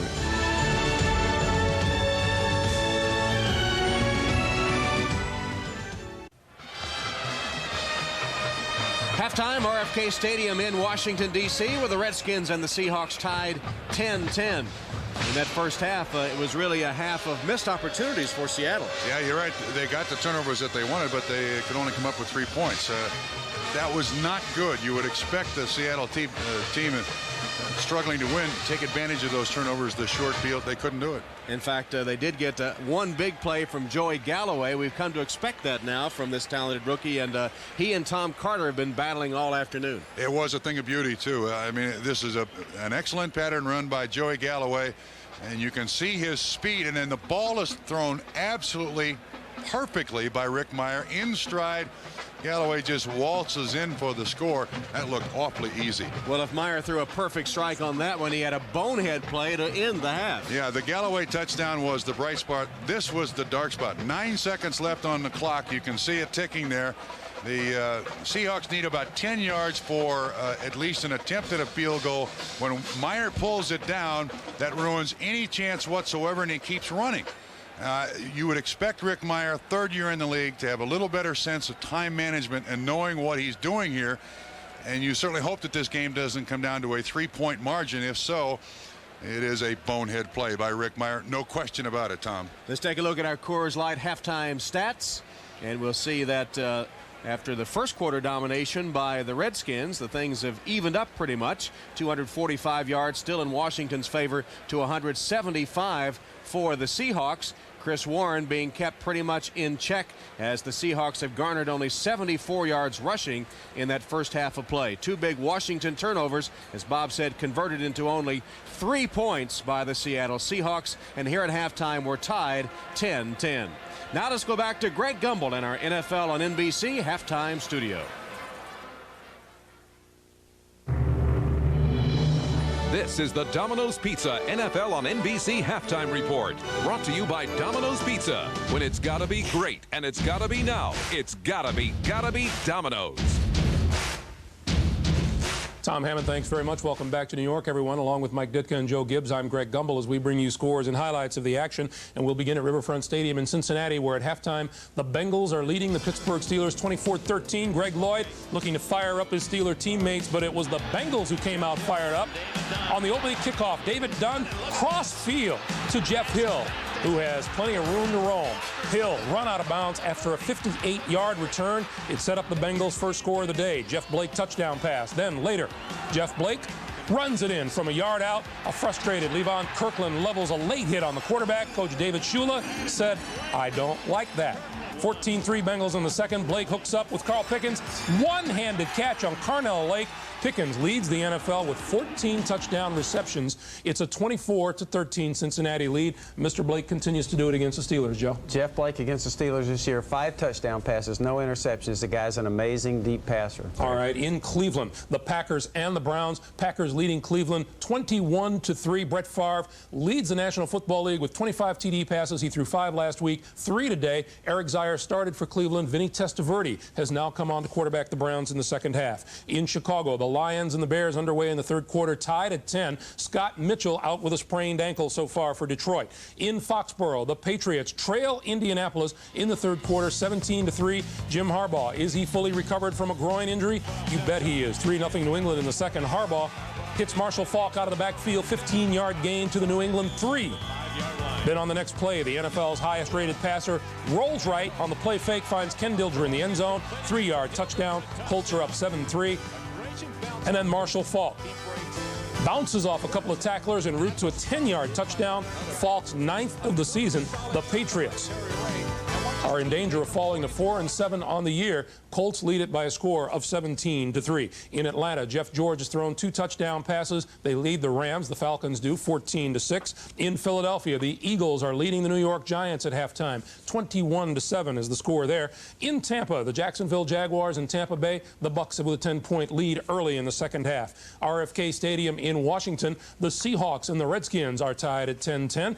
And that is the game that you're watching. And in Carolina, the Cardinals and the Panthers early in the second half. The Panthers lead at 14-7. Which one of these is the expansion team, Mike? Well, I think Arizona is. You know, they got such a poor offense. They got about 48 yards in the first half, and the touchdown they got came from special teams on a blocked field goal. So, buddy, we do have a winner in town. We're sorry you disapprove. Time for the second half in Washington. We send you back to Tom Hammond and Bob Trumpy.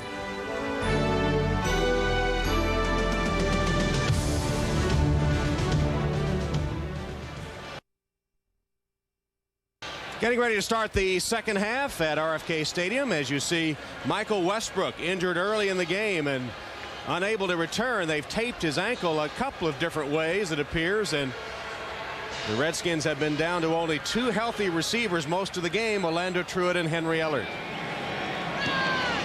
Peterson's kickoff gets the second half underway, and is a very short kickoff taken to the 42-yard line by James Jenkins, a up man on the kickoff receiving team and a reserve tight end for the Redskins.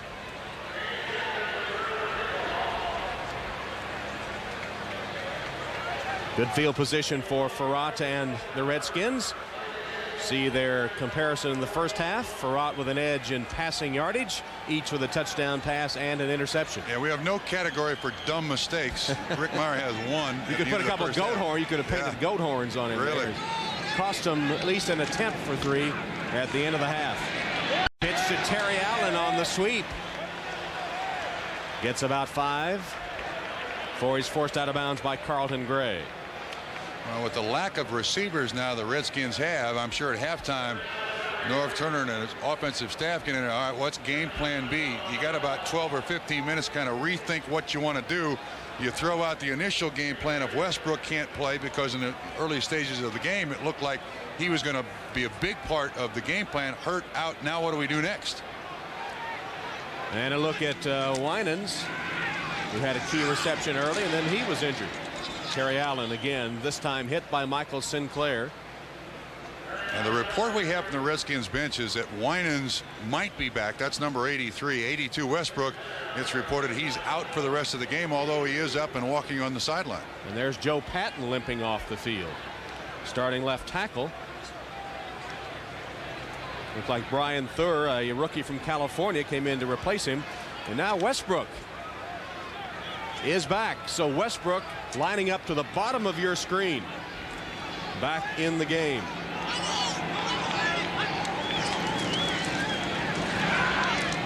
And that pass incomplete. Intended for Jamie Asher. Pass was low. Dean Wells covering for the Seahawks. Yeah, well, so much for the sideline report about Westbrook, although he may have just gone out there just to test it to see if he's going to be all right. He's shaking his head yes. I think I'll be okay. Is that what he's shaking his head yes to? Yeah, I'm presuming. Matt Turk and Joey Galloway awaiting the boot. Pretty punt. Sailing to Galloway at the 7. Dodges first 2 and then taken down at the 15-yard line. Pretty good coverage by the Redskins. Brownlow first to arrive on the scene. Only an 8-yard return after the punt had covered 44. The NFL on NBC is brought to you by Dr. Pepper and your local Dr. Pepper bottler. Dr. Pepper is just what the doctor ordered. By HP Printers and HP Printer Fax Copiers for home and small business. Products you can depend on. By American Express.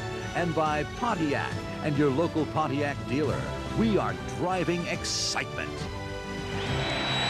Some rather elderly hogs there. You're afraid to say go team anymore, you know, because they might take you literally. Across the 21 is Chris Warren, hit by Ken Harvey.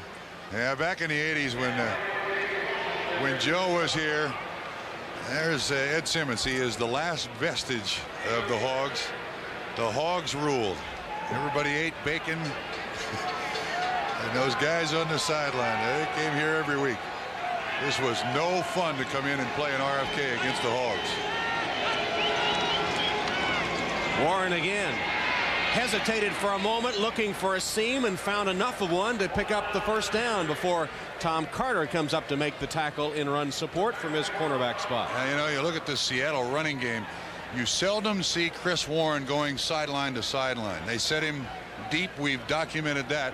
He's always heading for that line of scrimmage. Obviously a much better ball carrier to the line of scrimmage than running sweeps or tosses. Great acceleration. Blades wide left, Galloway wide right. Usually they're on the same side when they're in 4-wide formation. This is a give to Galloway on the reverse. No, nothing doing. Great defensive play by Ken Harvey. Galloway, of course, last week against Jacksonville had the 86-yard touchdown run on the reverse. Harvey must have seen that several times on film. And Tommy catches this from the front side, not the back side. He's over there, all the way over there waiting for him. You're right. He watched that on film, and Ron Lynn, the defense coordinator, said, this is your play. Don't let him get around the corner. 15-yard loss and a big defensive play by the talented Ken Harvey. 4 wides now at 2nd and 26. Short drop by Meyer. Pass is complete. Galloway dodged 2 men and got another 10 yards. Stanley Richard finally gets Galloway down. Well, don't you like those young legs? Stop, start, dodge, turn left, turn right. See the smile on his face? He is loving every second, even the contact. But he never gives up on a play. Avoids 1, 2, 3, almost 4 tackles before Stanley Richard finally gets him on the ground. So it's only 3rd and 9 now, a makeable situation for the Seahawks. Meyer threw it right into the hands of the linebacker Marcus Patton. Meyer threw it right to Patton. Galloway, the intended receiver, makes the tackle. But at the 35-yard line of the Seahawks, Rick Meyer's 2nd interception of the game. That's his 18th of the season, too. Now Galloway running the in route. You're going to see it at the top left corner of the paint. Here's Patton. He's the guy who's going to eventually come up with the interception. But if you're a quarterback, you want to look people off. He starts staring over the left, stays there. That keeps Patton there. And it's an easy interception for Patton. Galloway on the tackle, skins ball. Meyer once again locked into Joey Galloway. So Farad and the Skins a chance to perhaps take the lead with the turnover. Play action fake. Farad almost throws an interception. Nearly picked off by Dean Wells, who was covering the tight end Scott Galbraith. Farad a little late with the delivery there. The tight end Galbraith was open early, but Two linebackers really got right there for coverage. Wells was the closest man that almost picked off the ball. Cincinnati continuing to lead Pittsburgh. Things have been rough all the way around for Cleveland these days, and it looks like that team has just given up. Well, so did the owner. Yep. Farrat, another dangerous pass to tight end Jamie Asher on a crossing pattern. And again, a linebacker was there, in this case Terry Wooden. Now, this young man, Asher, can't catch it cleanly. That's about 4 times they've thrown in his direction, and it's bounced off his hands once, and he made the catch and then dropped 3 others. That's what he was known for in his career at the University of Louisville, being able to catch anything that came his way. Well, let's put a check mark against that compliment for a while here.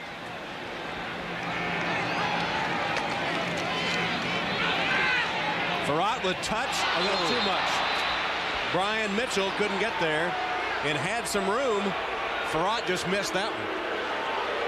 Yeah, that one he almost shot put it out there. Tried to put too much touch, didn't he? Instead of throwing it, he just sort of. Yep. That's exactly what he did. I think that's probably the most difficult thing to teach a young quarterback. That take something off of it. Just kind of float it out there. That one was more like a moth than a butterfly. Unable to take advantage of the turnover. Turk is on to punt. And this time Harris is back instead of Galloway. Fielding it. Can't turn the corner. So Ronnie Harris unable to get much of a return, and again the Seahawks backed up deep but avoid the damage of the turnover. Skins and Seahawks tied at 10. Dennis Erickson returning home with the Seahawks job, born in Everett, Washington. One of the places he coached, Washington State University. Chris Warren, dodging tacklers at the point of attack, manages to bang it out to about the 17-yard line. Mark Boutte, the tackle. You mentioned Dennis Erickson. Talking to him yesterday, he said, I didn't get off to a good start. I show up, and 2 starting linebackers are out the door, Rod Stevens and Rufus Porter. He said, I had no voice in it. I had nothing to say about it. They were gone. I said, wait a minute. I like those guys. And they were already gone. One to New Orleans and one to Washington. Yeah, Rod Stevens on the field today in the Redskin uniform. Brian Blades, a reception, 2 yards short of the first down. James Washington making sure he went out of bounds. The battle of field position being won by Washington here in the third quarter. In the first half, Seahawks' average starting point was their own 34. So far in this third quarter, they're averaging starting at their own 16. So Norv Turner and the Skins have kept the Seahawks back deep.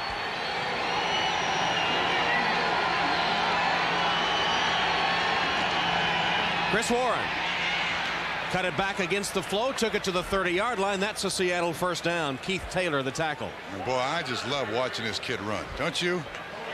I mean, every stride means something, and if there's just a little crease in the defense as a Redskin player is down on the field. You mentioned about Chris Warren's ability to be full speed in the stepper stone.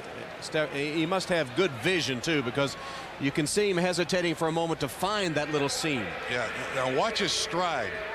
That cutback against the great running backs, you need that backside pursuit. Let's see if we look like James Washington is the guy who got hurt. But against great running backs, you need to always think about pursuit. You can never stop pursuing a guy like Chris Warren or Emmitt Smith, the great running backs in the game.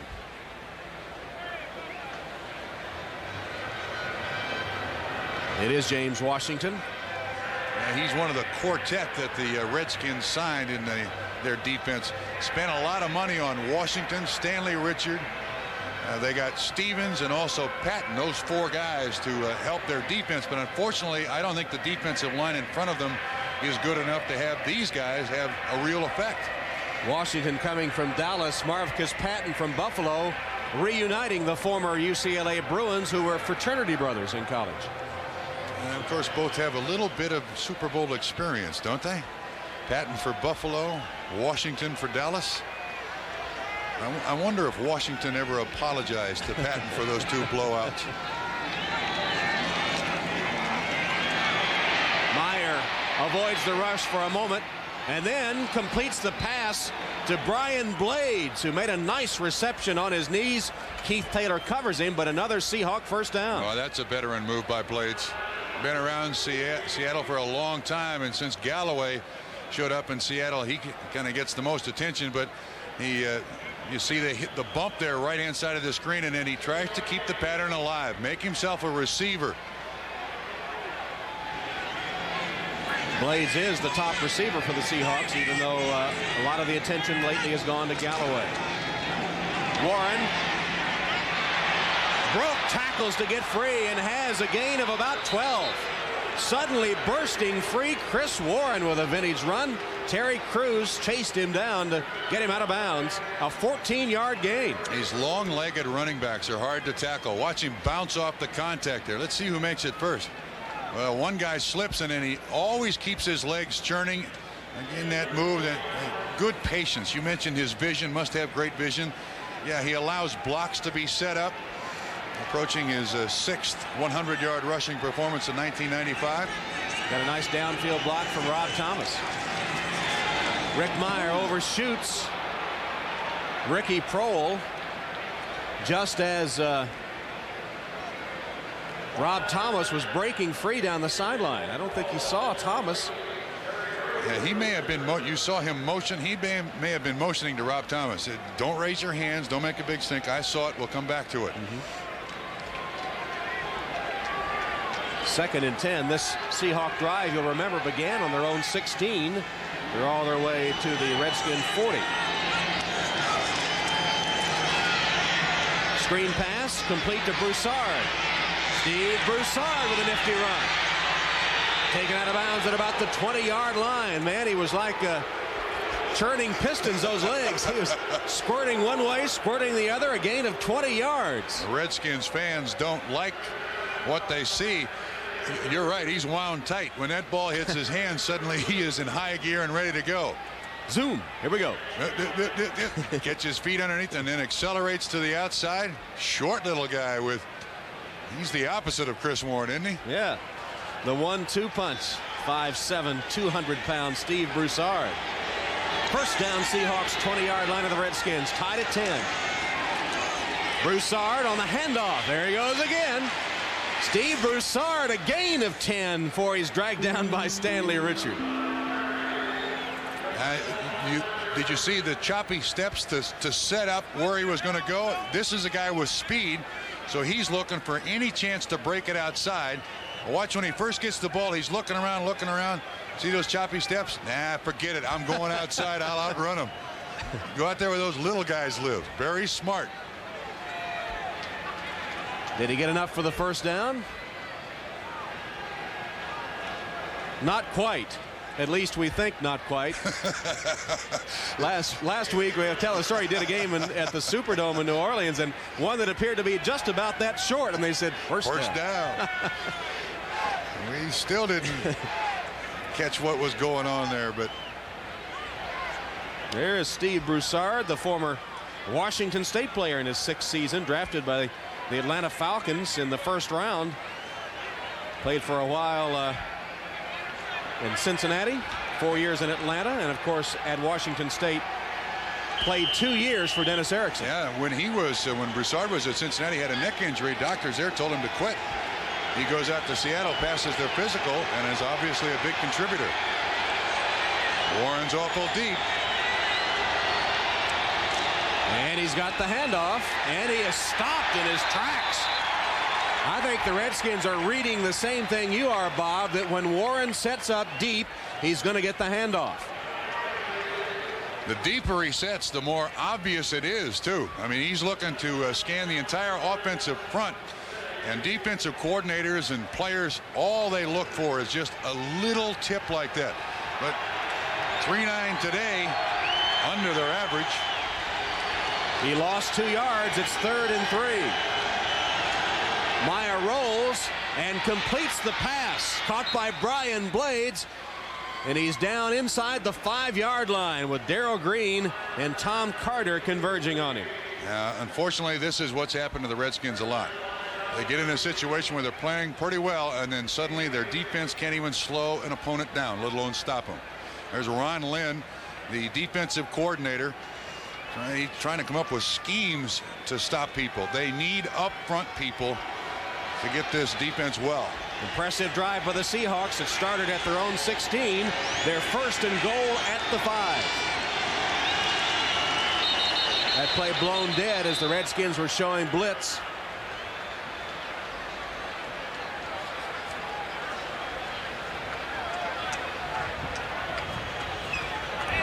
Before the snap, false start on the offense, number 77. 5-yard penalty, remains first down. Matt Joyce, the left guard, moving prematurely as the Redskins showed blitz and he reacted. Only the second Seahawk penalty for a total of 10 yards. Well, they were faking the blitz, and Joyce comes out of his stance. Former defensive lineman is Joyce, along with Atkins, the left tackle, both former defensive linemen. First and goal from the 10. Play action fake. Meyer completes the pass to the tight end Crumpler, and he's got the touchdown. Carlester Crumpler with his first touchdown catch in his NFL career.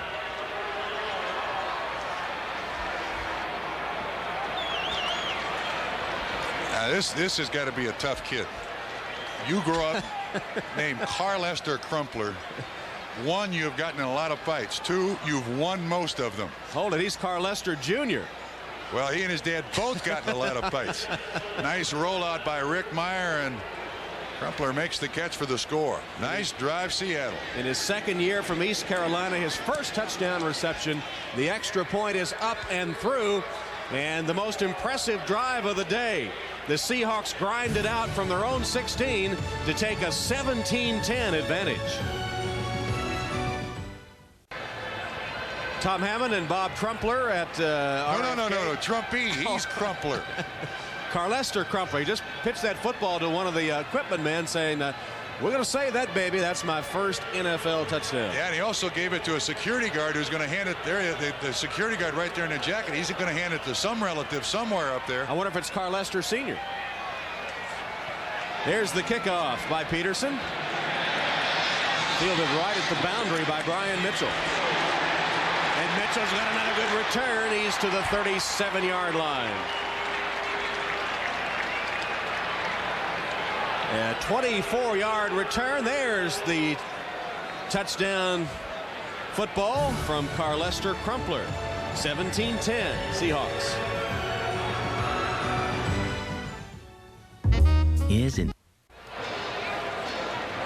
Back at RFK with Carlester and the Crumplers as the football has gone to the stands.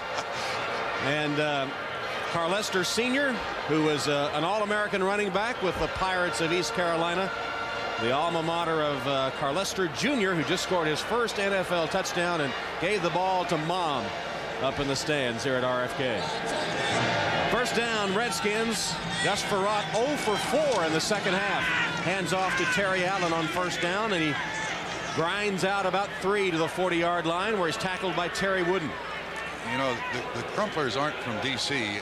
If I may make a suggestion to the folks up there in the stands, I think I'd put that football away. That's cold. That's cold. I know, but things seem to disappear around this D.C. area, and an NFL football, well, that'd look nice on anybody's mantle.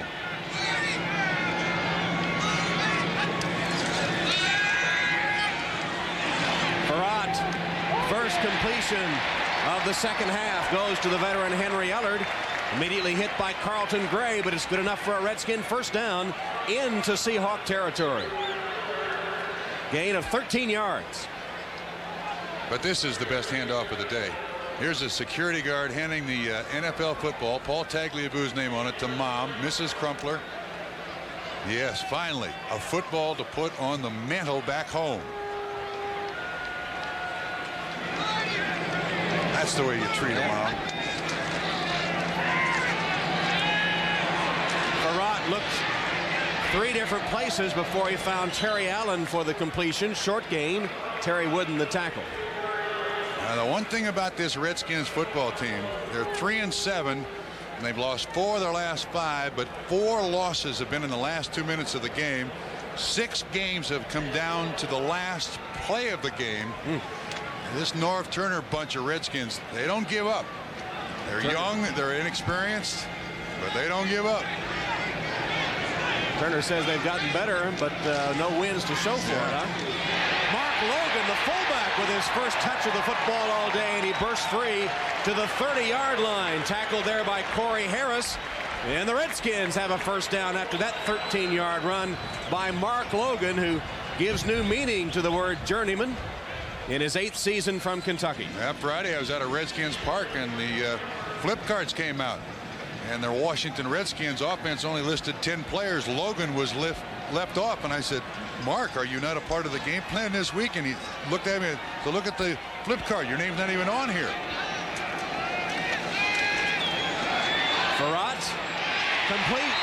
Ellard, and another skin first down. He beat Corey Harris for that completion. Boy, is that a nice throw. That is that deep out. This is what you like about a kid like Gus Farrat. Let's watch. 5, 10, 15. That's about a 17-yard out thrown on a line before he makes the break, right on the spot for the completion. And now Gus Farrat beginning to spread the ball around a little bit, not just to one receiver. Ball to 17. First down Washington. They trail by 7. Farrat is sacked back at the 25-yard line. Sack made by Cortez Kennedy, and we haven't heard much from Tez today, but he makes the big play there. Has become a better pass rusher.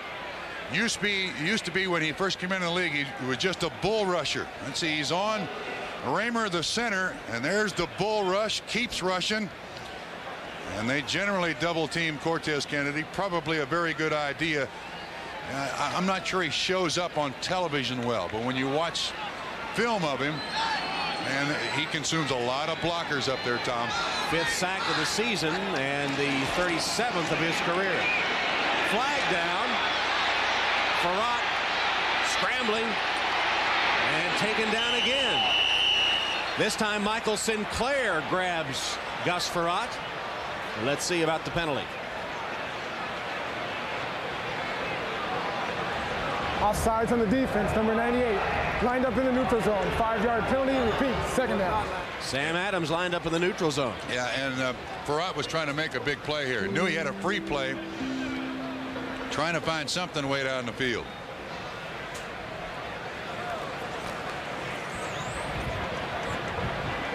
He says that in 1994, when he was drafted by the Redskins, the fact that he was the 3rd-string quarterback and got to work against the 1st-string defense really helped him a great deal. You know, Heath Shuler got all the attention. He got all the snaps against the scrubs. He got to work against the Redskins' first defense. Thought it helped his maturation accelerate. Here he goes for the end zone, and it's intercepted. Picked off by Robert Blackman.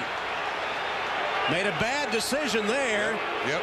He had other receivers open, went into traffic, and Blackman with his 2nd pickoff of the season, number 9 in his 6-year career. And you know who was open? Jamie Asher, the tight end, was open out in the flat, but Asher had dropped several passes.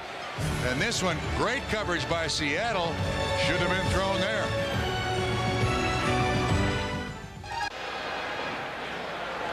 On the sideline, Heath Shuler warming up in earnest after Gus Farrat tossed the interception. Threw it into coverage. 3 men around the intended receiver. So Farrat has the warm-up on now, and perhaps we'll see Shuler. Seahawks take over after the touchback at their own 20. They lead 17-10. Here's Chris Warren. Carrying tacklers with him for 4 or 5 yards. Now, if we go back to the last interception, the one thrown by Farrat by the Redskins, as this play unfolds, I think a head coach wants good choices. Here's the receiver that ends up, the ball's intercepted, but watch Asher and Logan releasing out of the backfield. Right here is Logan, right here is Asher, and still Farrat goes down in the end zone. 3 guys in coverage, interception. I think that's exactly why Shuler's warming up, Tom. Chris Warren escaping a would-be tackler in the backfield, got it back around the line of scrimmage. Tom Carter forces him out there. 55 seconds left in the third quarter. Against a defense that's allowed an awful lot of rushing yards, 4-6 a rush, and some running backs have really beaten this Redskin defense up. This is a perfect spot for Seattle to give Washington a major dose of Chris Warren. Heath Shuler continues to warm up. Chris Warren has rushed 19 times for 75 yards today. Meyer on target to Blades, and Blades has a Seahawk first down to the 38-yard line, tackled by Scott Turner. Well, first half it's all Joey Galloway. Second half, Blades. Final seconds of quarter number 3. That one covered 12 yards. And now you use the clock. There's no reason to be in a hurry here. Just take your time. Think about it. You got control. The pick gives you the ball back in your hands. Let's start the fourth quarter. And the third quarter will come to a close with the Seahawks leading the Redskins 17-10. Back after a word from your local station. But he got away with murder until his wife uncovered his... By the authority of the National Football League and is intended for the private use of our audience. Any rebroadcast or other use of this telecast without the express written consent of the NFL is prohibited. Tom Hammond, Bob Trumpy ready to start the fourth quarter in what has been an evenly played game between Seattle and Washington. Seahawks up 17-10, and with the football, first down at their own 37. Blitz comes, Warren a one-handed catch, and then the fumble.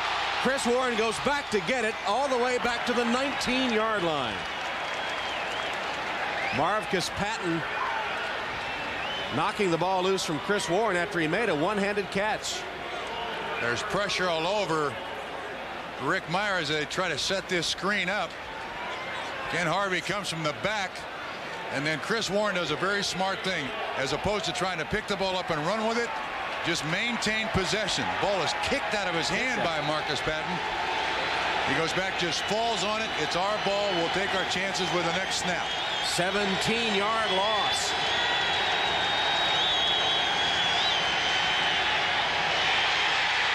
And Meyer throws it away.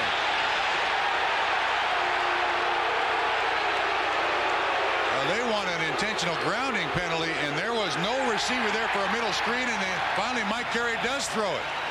Meyer remains between the tackles, so the intentional grounding rules apply, and there was no receiver up there for him to throw to. Intentional grounding on the offense. 10-yard penalty and a loss of down. Third down. It took James Washington to complain before they made the call. That's amazing. Yeah, and I think Mike Carey, the referee, waited to see who was up in front of Rick Meyer to see if, in fact, there was a receiver there, because he pumped once. There's Chris Warren, who goes down. And then 42 is on the ground, and he is not outside the tackle. Rick Meyer is not outside the tackle, so the intentional grounding rules apply.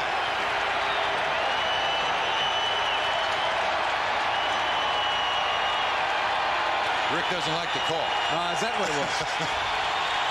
It amounts to 18 yards in loss, and it's 3rd and 45. Meyer's going to try to get all of it. Galloway against Carter, and incomplete. Man, 35 yards in losses on 2 plays.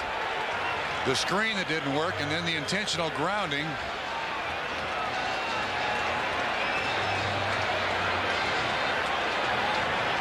Both go up for the ball, pushing and shoving. Carter knocks it away, incomplete. Tough spot for Seattle. Tootin will punt from the back of his own end zone. He's done a good job.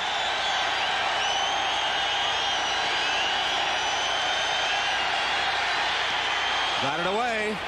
Short punt. Mitchell lets it bounce and takes it on the hop. Brian Mitchell inside the Seattle 30 down to the 26-yard line.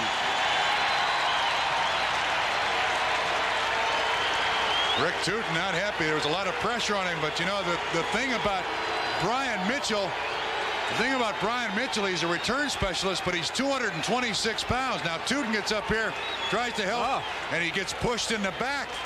And no flag. James Logan finally made the tackle after a 19-yard return. Tootin did a good job, booted it 44, but then a 19-yard return and no flag as he was pushed in the back. Mitchell, he's got guts. I'm telling you, no protection. They try to block the punt.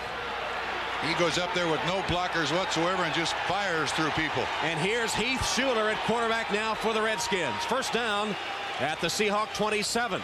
17-10 Seattle. Michael Westbrook is also back. Bottom of your screen, wide. Shuler handing to Allen, dropped in his tracks at the 30-yard line by Cortez Kennedy.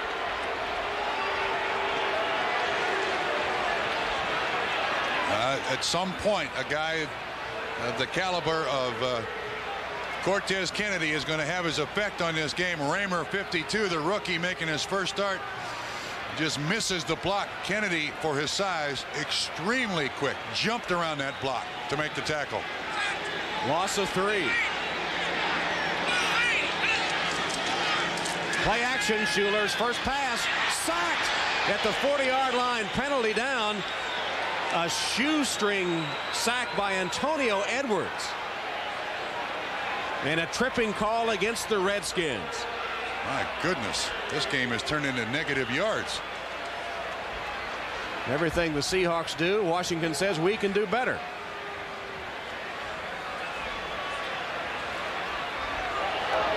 Tripping on the offense, number 68. That foul is declined. Third down.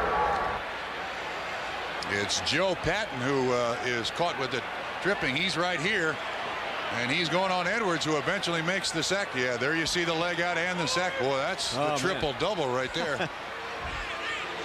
3rd and 23. The Seahawks had 3rd and 45 a minute ago. Mitchell underneath to the 30-yard line. Terry Wooden made sure he didn't do any further damage. It'll be 4th down.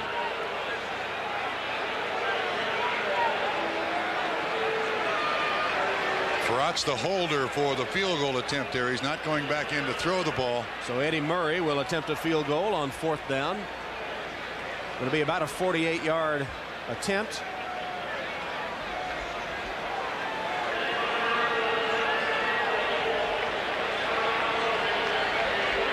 So the veteran Eddie Murray from 48. Farrat to hold. And it's good. Eddie Murray with the field goal to draw the Redskins within 4.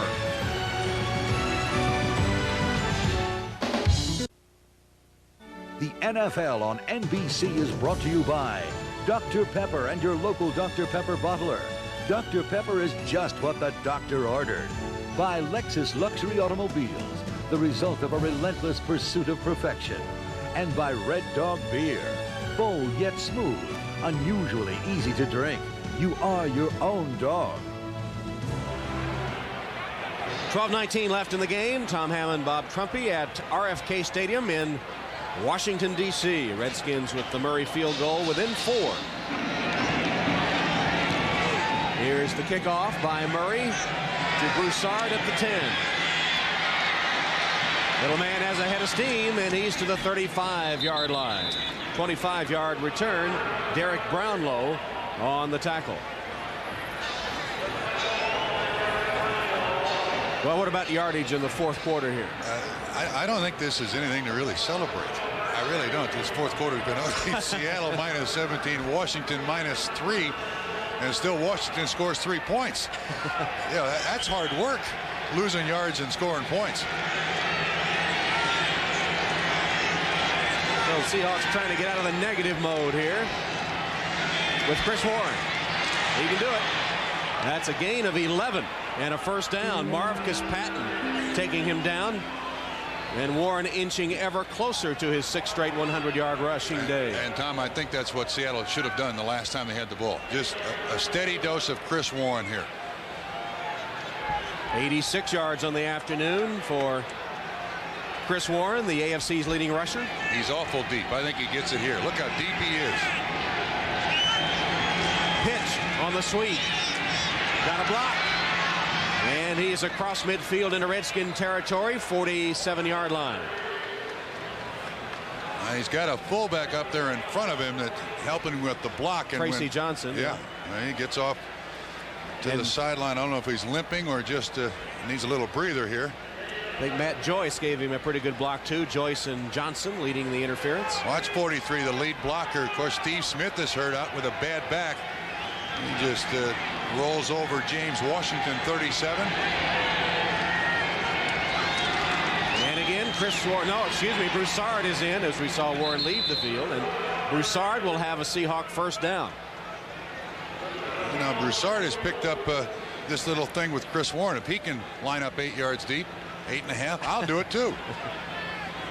Tony Woods made that tackle, but not until Broussard had the first down. The ball at the 43 of the Redskins. And the Seahawks clinging to a 17-13 lead. 10.5 to play. Well, it's a deep lineup by Broussard. He's way back there. Meyer may be changing things here, though. Broussard the handoff to the 40-yard line, gain of 3. And the situation is simply you have Seattle at their strength running the ball against the Redskins' weakness stopping the run. And if Dennis Erickson is the kind of coach I think he is, you keep doing it until they stop you. As we have mentioned, the Redskins are 28th in rushing defense. Only 2 are worse in the NFL. Meyer rolls. Nice catch made by Blades. But out of bounds. But out of bounds, no good. Meyer looked like he was going to run at the last minute, pulled up and threw it high to Blades, who went up top to get it, but could not come down in bounds. Just couldn't quite get those feet down.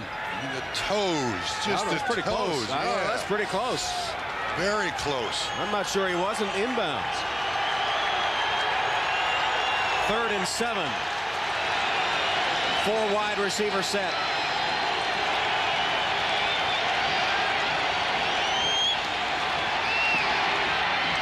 Over the head of Blades and short of Galloway. Apparently, I'm not sure who the intended receiver was. Both Galloway and Blades were in the general area. And Galloway was really complaining about being held by Tom Carter. It was right there on the Redskins sideline, bump and run coverage. Galloway, the outside release. Well, there's certainly an awful lot of contact there. Carter loses his feet, still almost makes the interception, and that's why Galloway complains. But rookies don't get those calls. Right. I think the pass might have been for Blades. I'm not sure who it was for, actually. Mitchell awaiting the Tootin punt.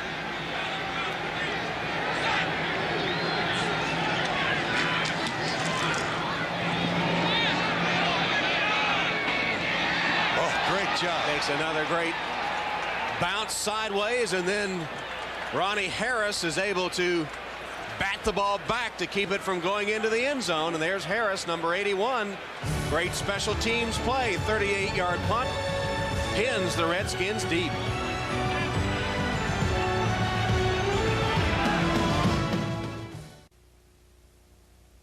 The NFL on NBC is brought to you by Domino's Pizza. Call now and have Domino's deliver the ultimate deep dish pizza. Because when it's gotta be deep, it's gotta be Domino's. 9:24 left in the game from RFK. Seahawks leading the Redskins 17-13. Worst field position of the half for Washington, starting at their own 3-yard line.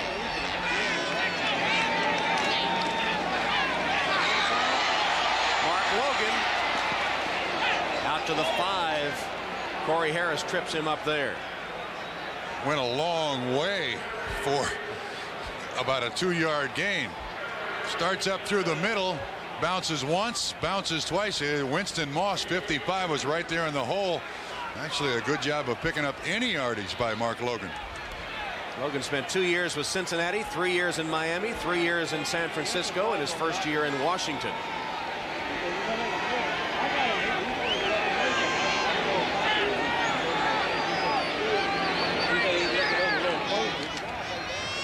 Play action.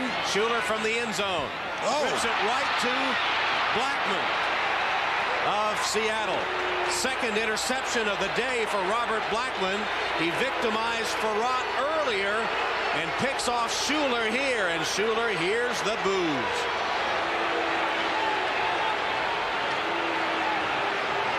This is Schuler's 4th interception thrown in 1995. He slips a little bit, but the receiver's not even close. Henry Ellard, 85, is the closest man to it. Not even close. You can't presume that the receiver is going to run the right pattern and be in the right spot. And it looked to me like that's exactly what Heath Schuler did. So Blackman with 2 interceptions, both have been gifts. Farrat threw one into triple coverage. Blackman picked off in the end zone. And this one a gift from Schuler right in his hands. Happy Thanksgiving. Chris Warren stood up in his tracks, manages to bounce off 2 would-be tacklers and lugs it all the way to the 5-yard line with Tom Carter hanging on. Great run by Chris Warren. Keeps his feet moving. Had a little spin move in the middle of it. Looked like the Washington Redskins defense quit. Nothing there whatsoever. And then here's the contact, spins, keeps on his feet. Stanley Richard drags him down. And he's got it, Bob. 6 in a row. That's 103 yards on the day. Chris Warren has earned it today. Tough yards, but he's there.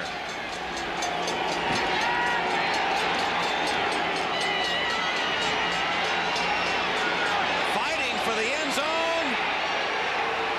Warren with a touchdown. The officials haven't said. The Seahawks are saying. The near side officials said touchdown. All right, touchdown, Seattle. He just carried the pile with him. Chris Warren, he earned that one as well. That's his 10th rushing touchdown of the season. Yeah, that interception thrown by Heath Schuler. He's talking to Henry Ellard, the primary receiver there. That interception just took all steam out of the Washington Redskins defense. Again, he keeps his feet chugging. Absorbs the contact. Stanley Richard hits him first. And he gets a little help from several people, but he's across the goal line. He was the big hoss there. His 6th 100-yard game of 1995, the 19th of his career, and his 10th rushing touchdown. Extra point is good. Seattle now has gotten 10 points off 4 Washington turnovers, and it's 24-13.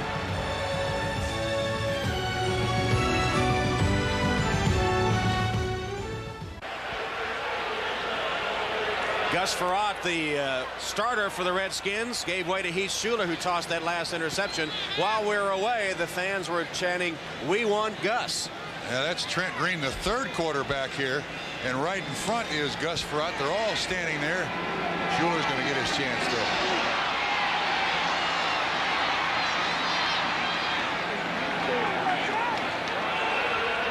And Mitchell's return to the kickoff is to about the 20-yard line, and Schuler hears the boos. Yeah.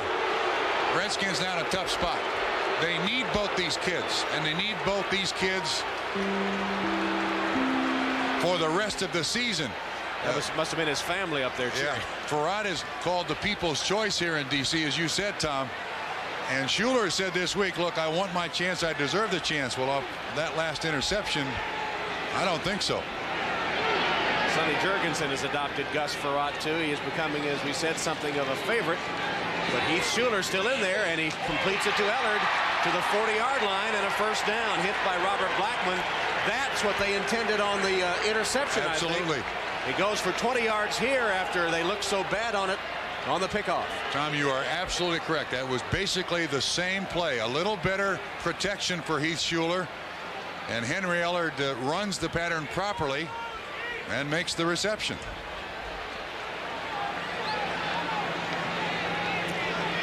Clock at 7:03 and counting. Schuler fires it again into the arms of a Seahawk. This one was intended for Westbrook. Harris intercepted it, then lateraled it back to Eugene Robinson. And man, Schuler really hears it now. Overthrown again. He missed him by a mile. There's no question about it. Tough afternoon afternoon for Heath Shuler and the Skins. It is. Welcome back to RFK and the saga of the young quarterbacks. Heath Shuler, Gus Frerotte, and Rick Meyer, for that matter, have taken their lumps today. Goodness, look at that. 5th interception of the season. No touchdown for Heath Shuler. He has almost as many interceptions as he does completions. Chris Warren carries the football. He has 8 complete passes to his team and 5 complete passes to the other team. And Tom, during commercial, the NFL now employs the use of big Polaroid pictures. Norv Turner got 3 or 4 Polaroid pictures, just handed it to Heath Shuler and wanted him to look at it. Didn't say anything to him. Obviously, Norv is saying to Heath, why'd you throw it there? Wrong choice. You wanted your chance. He came out of the huddle knowing where he was going to throw it. That's a young quarterback. It happens not just here, it happens everywhere.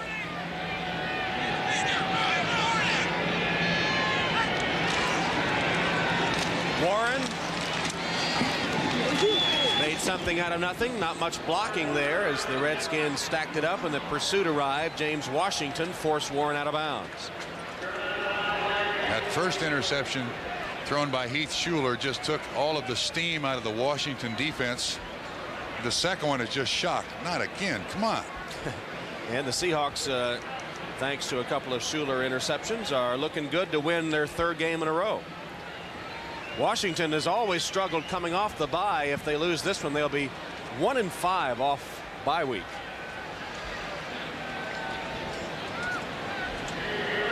Well, if nothing else, I think the situation at quarterback has been settled. Gus Frerott's the quarterback for the rest of the year, regardless of how poorly he might perform in any particular game. And chances are we won't hear Heath Shuler mouthing off for a while. He'll be quiet. First down, Seattle, 34 of the Redskins. Chris Warren fell forward for a short gain after being hit at the line of scrimmage as we pass the 5.5-minute mark. And you know, Tom, anytime a team like Seattle goes to Jacksonville or anywhere on the East Coast and then spends a week, I think there's always a concern on the coaching staff's part as to how the team is going to play. You're away from home for that 2-week period. It's hard to get all the fellows to concentrate. Seattle's struggled. They've not played great, but they've taken advantage of some mistakes, and it might become a habit. Seattle staying on the East Coast when they have back-to-back East Coast games. That last play, Ray Roberts limped off the field, replaced by James Atkins at left tackle. Meanwhile, Chris Warren now up to 121 yards rushing on 26 attempts.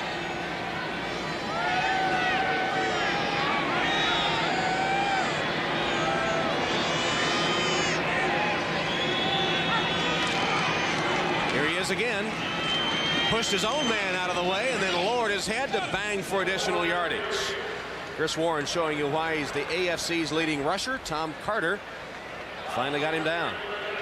I know he had a bunch going down to his house the other night, Friday night. Cortez Kennedy went, so if dinner was cooked. He takes the place of about 3. Yes, right? he does. It had to be a buffet. We know that for sure. From Burke, Virginia, close to our nation's capital, Chris Warren. Ferrum College of Virginia. Steve Broussard replaces him as Warren takes a break on the sideline. 3rd and 3. Broussard gets the call and is whacked down hard by about 3 Redskins. Mark Boutte the first to get there.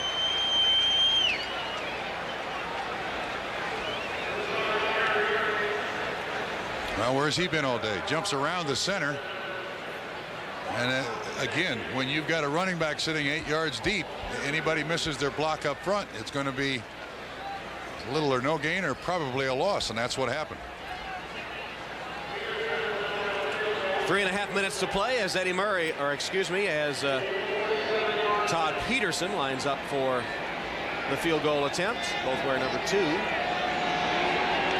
47-yard effort. And just did get there. Just cleared the crossbar as the Seahawks add to their lead.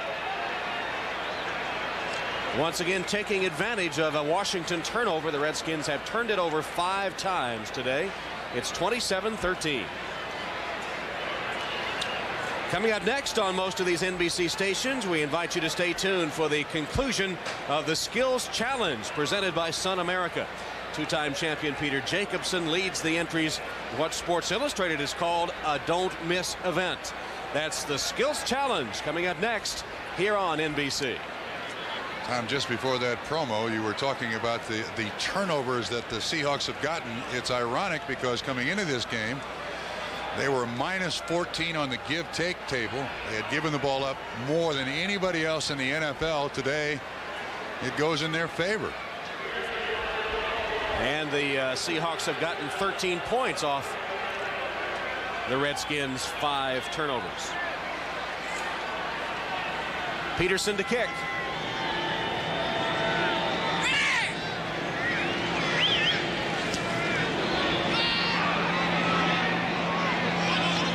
Mitchell dragged down from behind at the 32-yard line.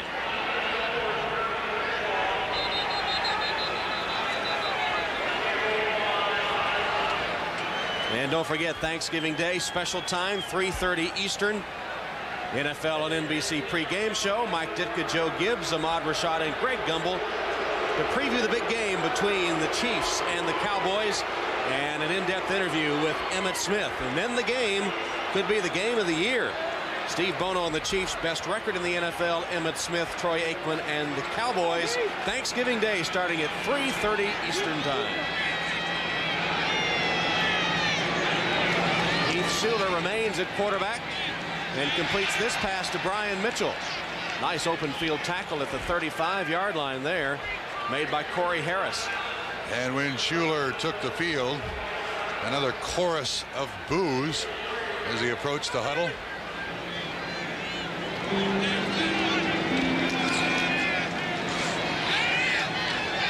Finds tight end Jamie Asher out of bounds short of the first down, stopping the clock with 2:42. Now he catches it. Green Bay beating Cleveland today, as you see. And Detroit bidding to upset Chicago at Soldier Field. Just about over. Indianapolis wins at home. The Colts are up and down and staying within striking distance in the AFC East, led by Buffalo. Asher again to midfield. And a first down. Terry Wooden the tackle. This is a little more like they expected out of Heath Schuler after the 2 interceptions.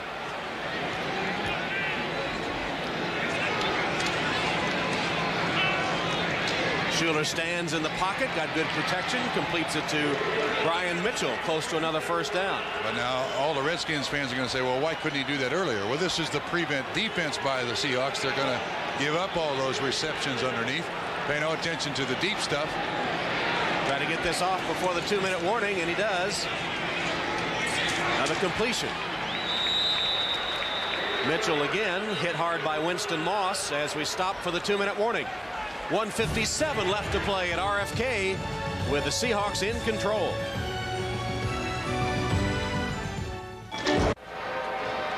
Erickson and the Seahawks will return home finally after a 2-week absence to face the New York Jets. And a chance they'll be favored to win their 4th in a row, providing this one holds up for number 3. Mitchell. Seahawks managed to keep him in bounds. Terry Wooden, the primary tackler. Yeah, this has been a successful East Coast swing by the Seahawks. Beat Jacksonville, scored 47 points. Come here, take advantage of the 5 Washington turnovers. Win against the Redskins.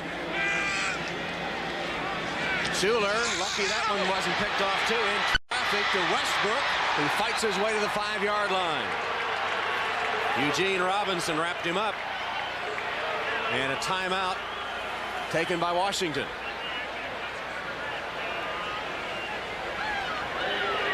Well, on this drive, Schuler has kept his poise and has moved the Redskins downfield, albeit against a a little more relaxed Seattle defense. Yeah, this has got to be tough for him too.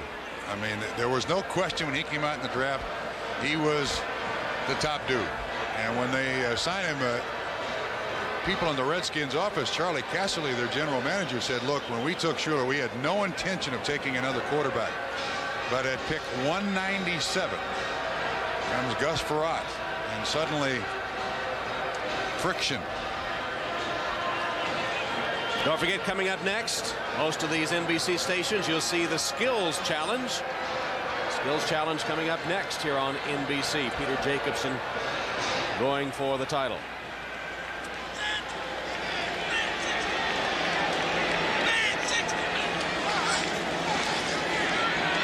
Pass complete for the touchdown, Michael Westbrook. And Westbrook has his first NFL touchdown. If they can keep this kid healthy, no telling what he might do for the Washington Redskins. 6'4", 218 pounds, but he's coming off a knee injury, and then earlier in the game sprained his ankle. So he's only had a couple of catches, but the potential is there. He did run for a touchdown, a 58-yard touchdown scamper, his first NFL receiving touchdown from Heath Schuler. Murray's extra point is good. So Heath Schuler, Bob, get this, is 10 for 10 to his team and 2 for 2 to the opposition. That's cruel. With a receiver the size of Westbrook, you can do this all day long. There was a contact at the line of scrimmage by the cornerback Corey Harris. Westbrook just bounced off and makes himself a good open receiver. Son, look at the scoreboard. You're still trailing. The less celebrating you do when you're at that point 14 points down, the better. You celebrate when we're ahead. So the margin now is 7, and Schuler hoping for another quick chance if the Redskins can execute the onside kick.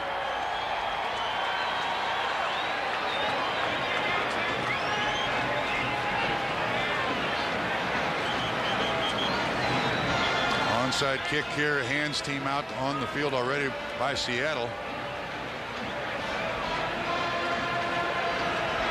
Blades is up there, receivers all over the place.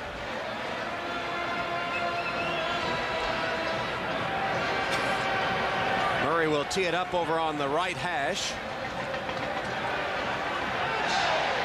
And everybody lined up with a couple of exceptions to the left.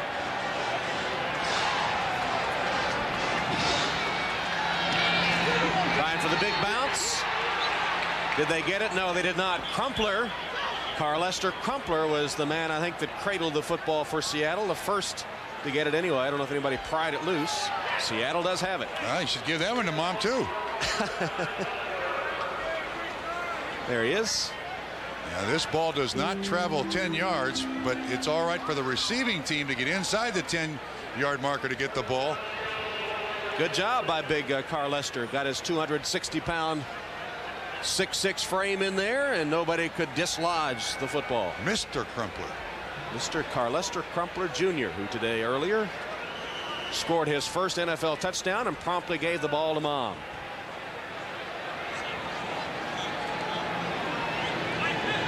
Redskins can stop the clock twice with 1:18 left.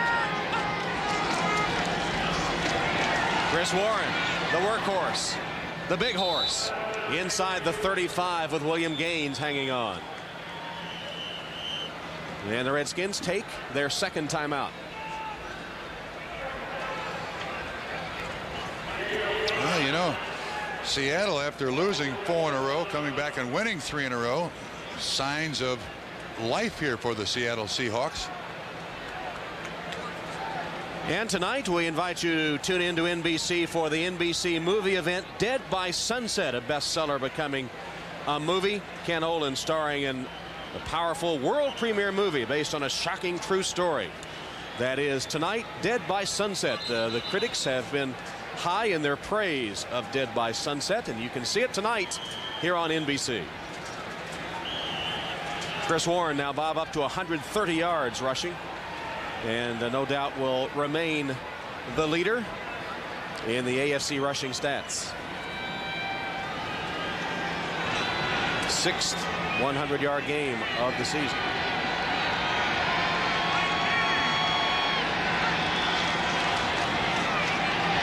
Warren bouncing to the outside, then cutting up.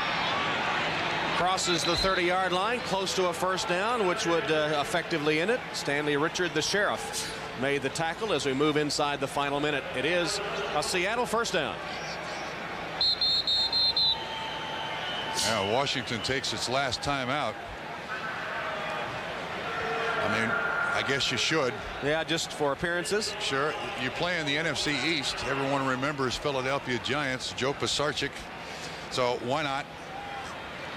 But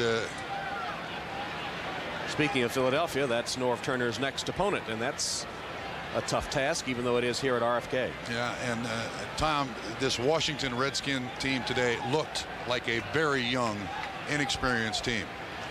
They made some very poor choices, all at quarterback. Don't forget, we'll move to the links next for the skills challenge. 50 seconds remaining. I love that competition, that skills challenge. I'm glad they put the seniors in there. Gary Player won last year to the surprise of many, but it's always nice to see the shot inventors. Chichi Rodriguez, Gary Player, Daly's in it. Wow. I'll give him the long drive. Yeah, I guess so. Just concede the long drive to him as Dennis Erickson accepting congratulations for the 5th win of his NFL career. He goes to 5-6 on the season as the Seahawks win 3 in a row, coming into foreign territory to beat the Washington Redskins. The final count 27-20 on a tough day for Redskin quarterbacks. First Gus Frerotte and then Heath Shuler. But Frerotte the starter. And there's Mrs. Crumpler, the happiest Redskin fan, or the happiest fan of any kind in Redskin land today. The Redskin fans aren't too happy, and the few Seahawk fans sprinkled about are mostly family. And Mrs. Crumpler got the football when her son scored his first NFL touchdown. Seahawks win 27-20. We'll be right back.